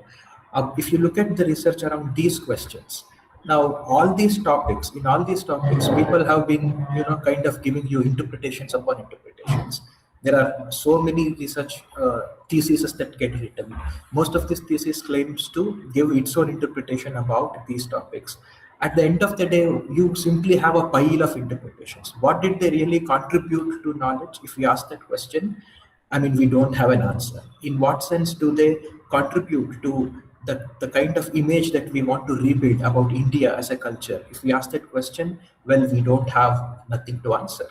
So in this condition, how do we think about research itself? How do we think about picking up, or rather conceptualizing research, specifically for projects or generally as research, as social science research, is something that we have to think about. Now, I would suggest, out of my experience of being in research for more than a decade now, I would suggest that we think about research in terms of the condition in which we are. Now, what is our condition? To put it very simply, as a people who have a colonized past, our thinking has been reshaped by Western cultural experience. Now, in that sense, all the research in different fields, performative arts, maybe literature or political science, or whichever domain in social science and humanities largely, has been described, with the colonial influence in the background. So this is our condition today. Most colonized societies like India, our predicament, if you want to use that word, is such that when we talk about these domains, the colonized ideas shape our descriptions of these domains. In that sense, all the research that is there, in these fields, use a framework that is very far from what the kind of people that we are. They use the frameworks which are colonial frameworks. They use frameworks which are experientially Western. Now, therefore, the kind of research that come from these domains, they don't really relate to us. They don't really describe, the kind of people we are. In this sense, thinking about, the frameworks that we have today for research must, in some sense, become the central concern of how do we conceptualize our research. So it's very important that we think about giving descriptions about our research that is close to our experience. Otherwise, we will simply reproduce the European ideas that are there. When Europeans came to India, they saw a whole lot of activities that Indians were doing, and they went on describing it. They went on writing about it, and all their descriptions were, according to their experience, the way they experienced India. That is how they wrote it. And today, in the social science departments, in the humanities departments, those descriptions, those ideas, we have taken it to be truth about ourselves, and we simply reproduce. Which is why there is this discomfort about the kind of research that is there. Now, if you allow me to use the word, there are these words called paratantra as against swatantra. Paratantra, para means somebody's tantra. Now, all the discussions that are there in social sciences and humanities across domains are in that sense para. They are somebody else's narration. They are somebody else's description. So what we have to look for when we think about doing research is to build a description which is swa, which is about us, which falls in line with our experience of the world, the way we experience things. So this, I think, should become the very central concern, the central idea when we think about research, when we think about doing research projects or research generally. Now, when we think about how do we even build such conceptualize such research projects, there are a few things that I will want to talk about. There are two examples that I would want to elaborately talk about. Now, these two projects are projects that our students in our center have been doing. Now, by narrating it, I think it will serve as a good example to understand how to conceptualize a project which is swa, which is close to our experience, as against European descriptions about our lives, our culture, our society. Now, one of the projects in our center, one of the projects which our student has been doing is to think about education. Now, our student Praveen Srinivas has been thinking about education for quite some time. Now, he has this question, the question which, of course, many scholars have also raised. The question is, when we think about education, why is it that we are unable to get out of the problems which for centuries has been continuously discussed over and over again across policies, whether the education policies are pre-colonial, whether the education policies are post, after colonization is over, or even to this day. Why is it that concerns are simply repeated over and over again in all the policies? Why is it concerns like that our education is not becoming better, there are no opportunities, so on and so forth? Why are these complaints constantly being repeated is the question that he is looking upon. And what is interesting about this project is he takes the route of experientially looking at the problem rather than falling on the para descriptions that are there. You know, most of the descriptions of education, most of the narratives in education that we know today have colonial, depend on the colonial narratives, which even today, for example, we repeat. We constantly complain, you know, that our classrooms are not good, our students are not interesting, our students don't do well. Now, these are some of the kind of complaints which even the British had about Indian learners. And we completely, reproduce the same thing even today without asking the question, how do we reflect on experience of learning? Because Indians have always been learning, even before the British came. There has been pedagogy even before the British came. So there must be ways of teaching and learning that Indians might have developed, which we have not really thought about. Now, what our student does is to go back and relook and, you know, kind of build a description about learning pedagogy, learning and teaching pedagogy that the way Indians took. Now, one interesting pedagogy which Indians took was to memorize. But if we look at the literature, existing literature in education, memorization is described as a very, very bad practice. If we look at the description, memorization, which they call as rote learning, is described as a form of learning which does not allow for conceptual learning, which does not allow for deep learning, which does not allow for meaningful learning. And therefore, it is a bad practice. Now, our student has done a literature survey of so many papers, and all those papers say that rote learning, which is what they call as memorization, is a very bad practice, and that is something which should not happen. Now, what is also interesting is all this literature in the survey that he did, all this literature suggests that rote learning is something that is common to Asian cultures, whereas the Western cultures do not fall into rote learning category. They are all conceptual learners, they are all deep learners, meaningful learners, while students of Asian cultures are rote learners, and therefore Asian students fall back is one set of claim that is there in the available literature. Now, on the other hand, there are other sets of literature which show how Asian students have been performing very well, how Asian students have been doing better than the American kids, despite rote learning being their initial mode of learning. Rote learning is how we have all learned, initially at least. Rote learning is how, even today across the world, is a method that is used to learn mathematics, to learn formulas, to learn geographical sites, so on and so forth.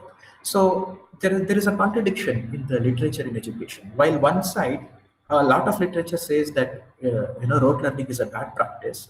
On the other hand, memorization seems to be, or rather students who have been practicing through memorization seems to be excelling than the students from the Western culture.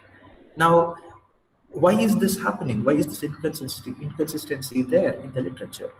Now, our student, figures out that this complaint which scholars have about rote learners is actually the experience that is deeply found in Western culture. Now, the research that our student did suggests that it is the Western culture that has problem with rote learning, because in their history, in their experiential world, there were Christians, there were Catholics, and there were Protestants, and Catholics constantly had a complaint.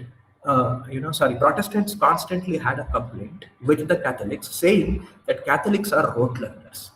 It is because in the Catholic practice, they by heart the catechism. Catechism is a kind of a prayer book which the Catholics are supposed to by heart, so that in their life at the right time they learn to apply the right kind of prayer. So they keep on learning it by memorization.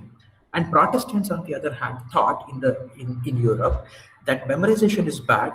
In fact, the Bible should not be memorized. Rather, it has to be conceptually understood. Rather, it has to be conceptually discussed. So the Catholic practice of memorization was constantly condemned, was constantly criticized by the Protestants. And now this whole debate that was there in Europe got itself transferred in the debate of education, saying whether memorization is a good practice or a bad practice. And everybody, all the literature that comes in education from the Western culture suggests that memorization is a bad practice because they carry this cultural legacy, this debate is there in their cultural legacy. While on the other hand, in India, if we look at it, Indians always, initially at least, learned through memorization. Look at the way, for example, in India, our ancient texts are learned. Look at the way, for example, Vedas are practiced. Look at the way, for example, Upanishads are read. They are all first memorized, and only after memorization, only after getting the details of memorization, like for example the pronunciation, so on and so forth. Only after you get the details of memorization correct, only then you go ahead into further different ways of learning. So, in other words, if we look at this whole debate, the research that our student has done, it suggests that we have forgotten to think about education the our way. We have forgotten to think about it our way. So, our way, we have always been thinking about it in terms of, memorization, at least initially, if not at the later part. But in the framework of the education debate, which is mostly Western, all these practices have been looked at as bad practices. Now, this is now you see, this is why there is a discomfort with the social science descriptions of our lives. This is why we feel anxious, we feel unrest when we read social scientific descriptions about our lives, because they describe our lives as not so valid, not so acceptable, as bad practice, so on and so forth. Now, there is another example. I can talk to you about another example from our own research center. Another student of ours worked on describing Bhakti traditions. Now, her work is interesting because if you look at Bhakti traditions, the way Bhakti traditions have been in India, across India, in different languages, people have written. In different languages, people have written different forms of practices, Bhakti practices. There are descriptions about it. But there were times when Westerners have written about Bhakti. There are times when Westerners have encountered these Bhakti texts and they have built their own descriptions about Bhakti. Now, one very popular description that is there about Bhakti is that Bhakti traditions are, kind of rebellious traditions against the classical traditions. This is the description that is always there. Bhakti fought against discrimination. Bhakti is a rebellious movement. In fact, Bhakti tradition has been considered as a movement, not as an Adhyatmic practice at all, because that is how all the social scientific descriptions talk about Bhakti, that it is a movement against social ill practices, so on and so forth. It is a revolutionary movement. These are the kind of descriptions that you take, that you find. But then when our student looked at all these descriptions, what is interesting about her project, what is interesting about her research is she wanted to look at the our part of the descriptions, which is simply not there. Because if we look at our part of how we practice bhakti, there is a lot of bhakti literature on one hand, and there are bhaktas who use this bhakti literature to do their bhakti, which means there has to be some relationship between bhakti literature and what the bhaktas do. Now, interestingly, in all the social scientific descriptions about bhakti, none of them tell you what bhaktas do by using the bhakti texts that are available to them. Or rather, what bhaktas do in general is simply missing, in the larger part of the social scientific description. Rather, it is only said as a rebellious movement, as if every bhakta goes to the street and rebels. Rebel what? Nobody understands properly. So, in other words, the social scientific descriptions that we have today are largely para. In other words, they are not ours. In other words, they are European.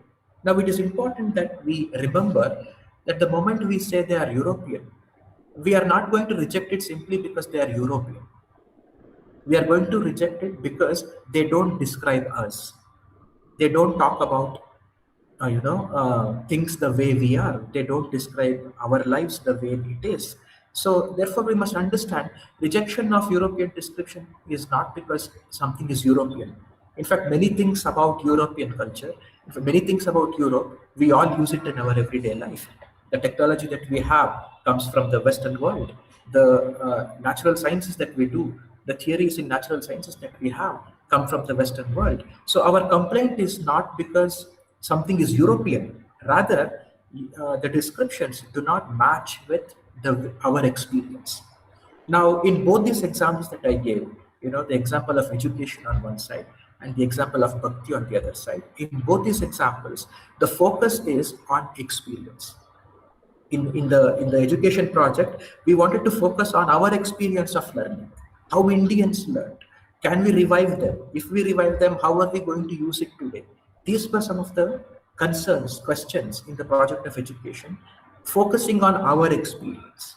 Now, in the Bhakti example that I gave you, once again, our experience was the focus because we wanted to describe what experientially Bhaktas do, which is actually absent in the social scientific description. Therefore, remember, the central concern of conceptualizing the research must be experience. Because if we don't focus on our experience, then what else is social science research all about? It must be about experience. See, look at the natural sciences. In natural sciences, the descriptions are about the natural world. In physics, the description is about the physical objects. In chemistry, the description is about, or the explanation is about the chemical objects. In biology, the description is about, biological objects. Now, in social sciences, what must be the, object of explanation? What must be the object of description? Obviously, in social sciences, it is about human beings, human experiences. But now, currently, social sciences is largely, or rather the entire social sciences, is a description of one culture's experience of the other. It involves descriptions of European culture's experience of all other cultures. Many people have pointed out to it, beginning from Edward Said, most of the post-colonials have pointed at it very clearly. And there are many different groups which have pointed at it. There are nationalist groups which have pointed it out. There are diasporic groups which have been talking about it. Subaltern groups have been talking about it. But the problem is, unless we, we pull out the framework of para and bring the framework of swa, no matter what descriptions you want to make, no matter what new narratives you want to build, you will end up, getting caught up in the trap of European cultural experience. Your questions will be European, your answers will be European. We will all simply fail to build a social sciences which will talk about our experience. Therefore, it is important that we think about experience. Experience should become the central concern of the research question, or rather conceptualizing the research project. Rather, otherwise it is really no good. It will become one more PhD thesis, one more project, one more dissertation, the way our shelves of the libraries are full of in our colleges, in our universities. So by saying these things, I would like to draw your attention that when we think about conceptualizing a project, a social science project, or largely a social science research, please, see to it that it is closer to your experience, in the sense, how do we move away from the available frameworks that are there? How do we, build descriptions from our experience, so that after some point in time, there is a huge pile of descriptions from experience, out of which we can formulate a framework for ourselves. So if these are the concerns, of our research projects, eventually in the next few decades, we will have a competing story, against the Western descriptions that are there. Now, if this is not the focus, then it is simply the Western descriptions reproducing itself. Now, keeping this in mind, I would like to make my submission and finish my talk here. If you have any questions, you can please raise them. We will continue the discussion through question and answers.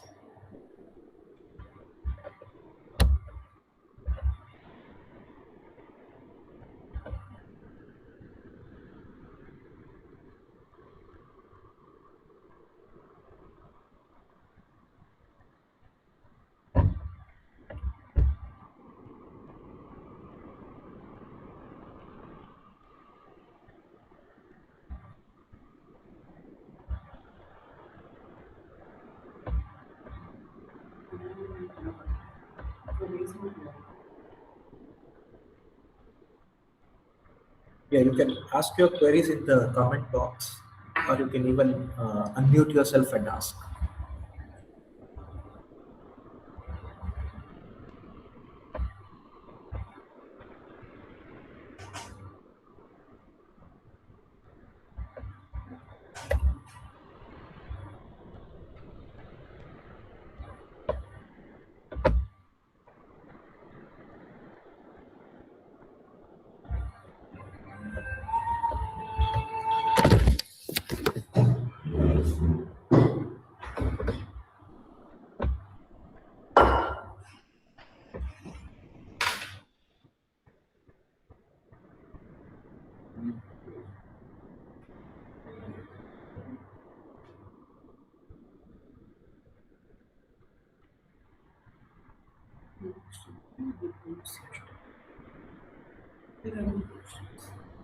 So if there are no questions, then I think we will close. Am I audible? If there are no questions.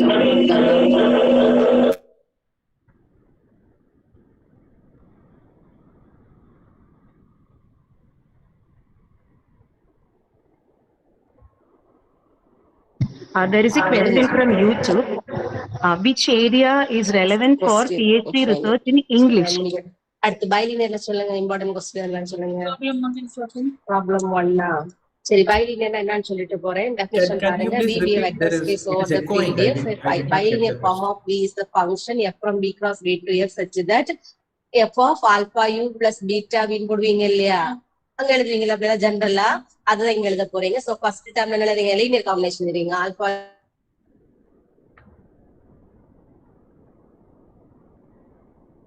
Was there a question? I did not hear.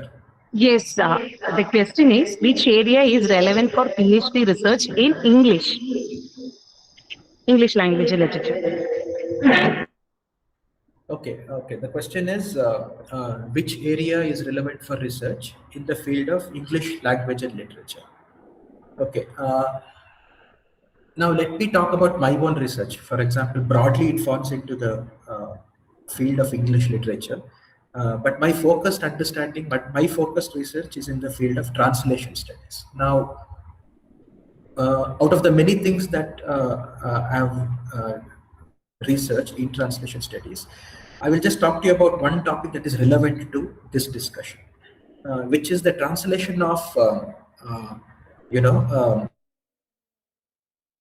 Kannada into English. Of course, the text is in Kannada, but it is a story which is quite popular in most of the languages in India, which is the story of King Harishchandra. So we all know the story of King Harishchandra. So King Harishchandra is known as somebody who valued truth speaking so much. Now his life story, which was written in Kannada in the 13th century by a Kannada poet called Raghavanka, got translated into English in 2017 by Professor Vanamala Vishwanath. You can buy the translation. It has come out in 2017 from Murthy Classical Library series. Now, if we look at this translation, there is something interesting about the translation. Now, Professor Vanamala Vishwanath writes an introduction. And if you look at the introduction, it is very intriguing. It is very intriguing because she makes certain claims which the original text does not do. Now, what are the claims? For example, she says that she is doing this translation to tell the world how 13th century Kannada world, 13th century socio-cultural Kannada world was dominated by, caste practices. Now she says, I wanted to demonstrate that 13th century Kannada world is full of caste discrimination, full of caste practices, which is why I am translating it into English. And keeping that in the background, she translates the entire Harishchandra Kavya, which is in Kannada, into English. Now, what is interesting is every time she translates an episode in the story, she translates it just, she tries her best to, be faithful to the original text. And none of the original story tells you anything about caste. In fact, no episode in the original story tells you anything about jati. The entire Kannada text does not even have the word jati even at least once. However, while she translates it into English, when she writes the introduction, when she gives a summary of every chapter, she says all these events that she is translating are examples for, caste-based discrimination in 13th century Kannada world. However, in the text itself, in the original text itself, there is no proof to show that there is caste discrimination going on. For example, I will just narrate one incident. In the very initial chapters of the, Harishchandra Kavya, you find that, Vishwamitra Muni and Vashishta Muni are having a conversation. The conversation is about Harishchandra. Vashishta says, on this earth, Harishchandra is the only one, who is dear to me because he has so much commitment to speaking truth. Now, Vishwamitra, on the other hand, argues with Vashishta and says, I will somehow ensure that Harishchandra speaks lie and gives up his commitment to truth. Now, Vishwamitra is arguing because Vishwamitra wants to win the title of Brahmarshi. This is happening in the court of Indra. Okay, so he wants to win the title of Brahmarshi, and therefore he is constantly arguing with Vashishta Muni. This is the story. This is the episode. Now, when Vanamala Vishwanath, the translator, translates this episode, she says this fight between Vashishta Muni and Vishwamitra Muni represents conflict between upper caste and lower caste.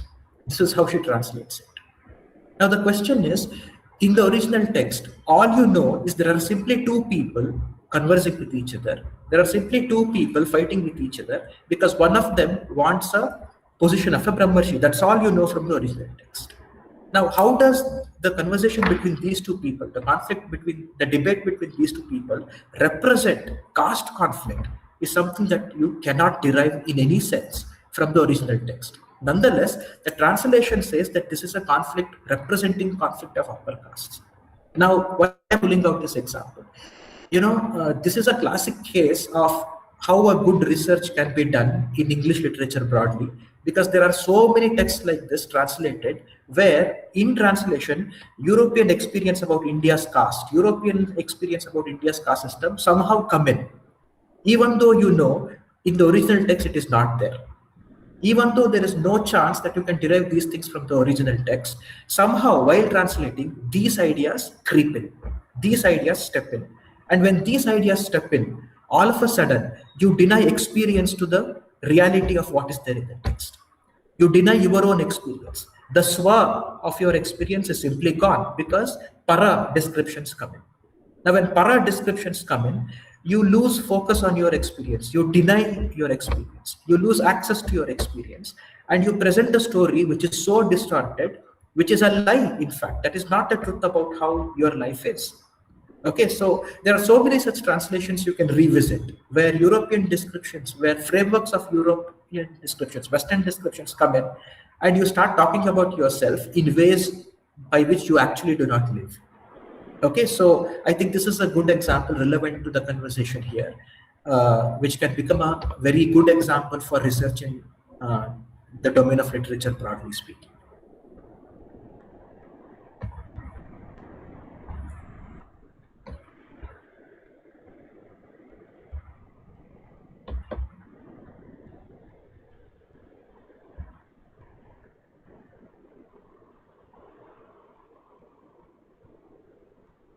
There is a question in the chat box from Radhika. Yes. I would like to seek your guidance on how to approach the translation of Kannada slang expressions, especially in cases where no prior translated work is available for reference. Especially in cases where no pre-translated work is available for reference. I'm finding it challenging to convey the cultural nuances and contextual meaning, such as expressions accurately in English. Now, the question you have has a inbuilt challenge. The inbuilt challenge is there are expressions in Kannada which are culturally yours. I mean, you understand the nuances of what you are talking because that is a part of your experiential world. Now, the challenge is you want to put it in English. Now, obviously, you will have difficulty to put it in English because English is a language of another culture. English is a language of another cultural world, and the expressions English cannot obviously, hold the ideas which are internal to your experiential world. Now, to begin with, I will just suggest to begin with, one interesting thing that you can do is you can probably choose an expression from English which can bring you closer. Okay, not obviously you can't find an identical word. You can bring the word which is closer to the expression that you want to talk about, and then write a descriptive footnote. In the footnote, describe in detail as much as possible as to what is it that you want to express, what is it that you are trying to talk about with an example. Maybe that should help. I think this is something that you should try to begin with, and as you go further and further, you will find out other ways to translate. This would be my answer.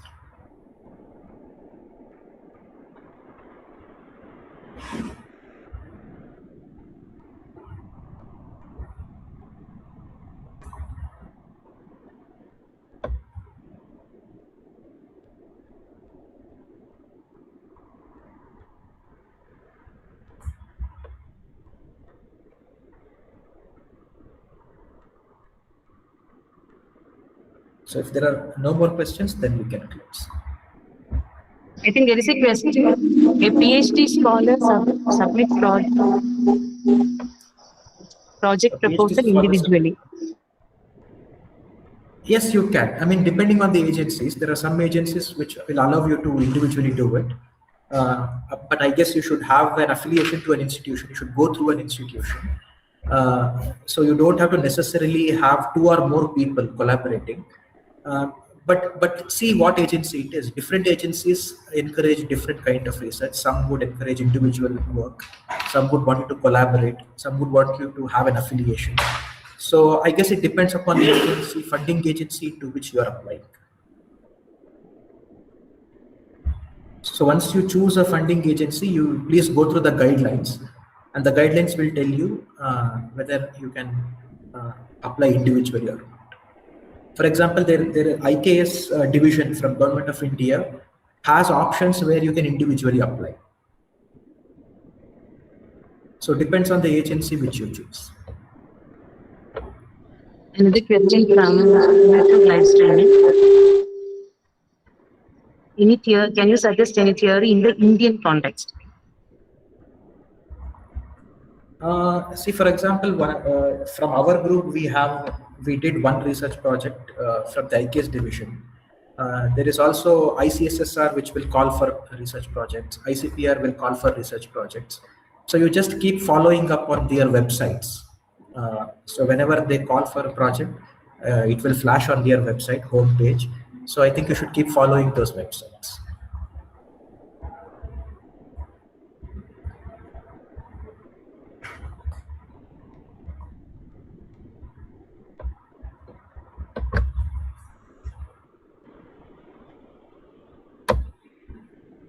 So any other questions?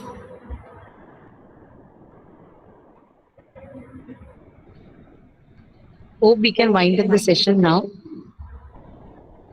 Thank you so much, Dr. Harshit. Thank you very much. Thank you so much.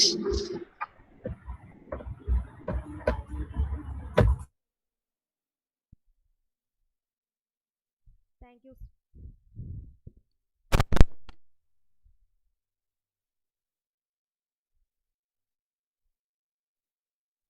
Thank you so much, sir. Every successful academic endeavor concludes with an expression of sincere appreciation. I now invite Dr. C. Lakshmi Prasad Ma'am, Assistant Professor of Department of English, to propose the vote of thanks.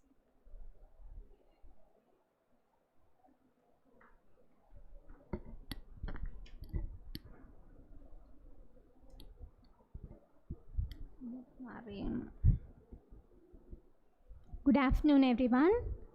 Gratitude is the fairest blossom which springs from the soul. With a heart brimming with happiness, let me extend a sincere gratitude to all the distinguished resource persons and participants of this national seminar on preparation and submission of research proposals. First of all, let me thank the presiding deity of this temple of learning, Dr. V.R. Anjana ma'am, for being a beacon of inspiration to us in all our endeavors. A special word of thanks to Dr. J. Prasanna Kumari, Principal in charge, for her gracious presence and motivation. Words are inadequate to thank the eminent, erudite and exemplary resource persons of today's session, Dr. Ramakrishnan, Deputy Registrar, Somaya Vidya Vihar University, Dr. M. Santosh Kumar, Assistant Professor, Department of Biochemistry, Konganadu Arts and Science College, and Dr. Harshit Joseph, Assistant Professor, University of Transdisciplinary Health Sciences, Bengaluru. Thank you so much for providing a plethora of information about research planning, proposal writing, and funding agencies. On behalf of Sri Ayappa College for Women, I thank you all from the deep recesses of my heart. A bouquet of thanks to Dr. Srija ma'am for her gracious presence and words of wisdom. Thank you so much, madam, for providing a crystal clear explanation of the concept of today's seminar and enlightening us. On behalf of everyone present here, I offer my gratitude to you. Our sincere thanks goes to Siksha Sanskriti Udhyanyas for their valuable collaboration and support in making this event a success. It's my pleasure to thank Dr. Smita Nair, convener IIC, and all the members of Institution Innovation Council for their help, guidance, and encouragement. My sincere gratitude goes to Dr. Savita A.R., Head Department of English, and all the faculty members of the department for their ardent support and participation. Special thanks to the students of PG Extension Center and participants from other esteemed institutions who have joined online. Your active participation, patient listening, and unwavering support mean a lot to us. Finally, special appreciation and thanks to the technical team and research scholars for your tireless efforts and seamless coordination. Once again, thank you one and all.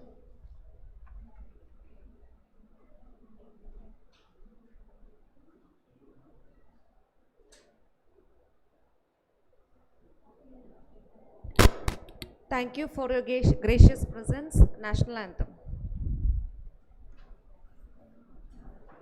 Jana Gana मन अधिनायक जय हे भारत भाग्य विधाता पंजाब सिंध गुजरात मराठा द्राविड उत्कल बंगा विंध्य हिमाचल यमुना गंगा उच्चल जलधि तरंगा तव शुभ नामे जागे तव शुभ आशीष मागे गाहे तव जय गाथा जन गण मंगलदायक जय हे भारत भाग्य विधाता जय हे जय हे जय हे जय जय जय जय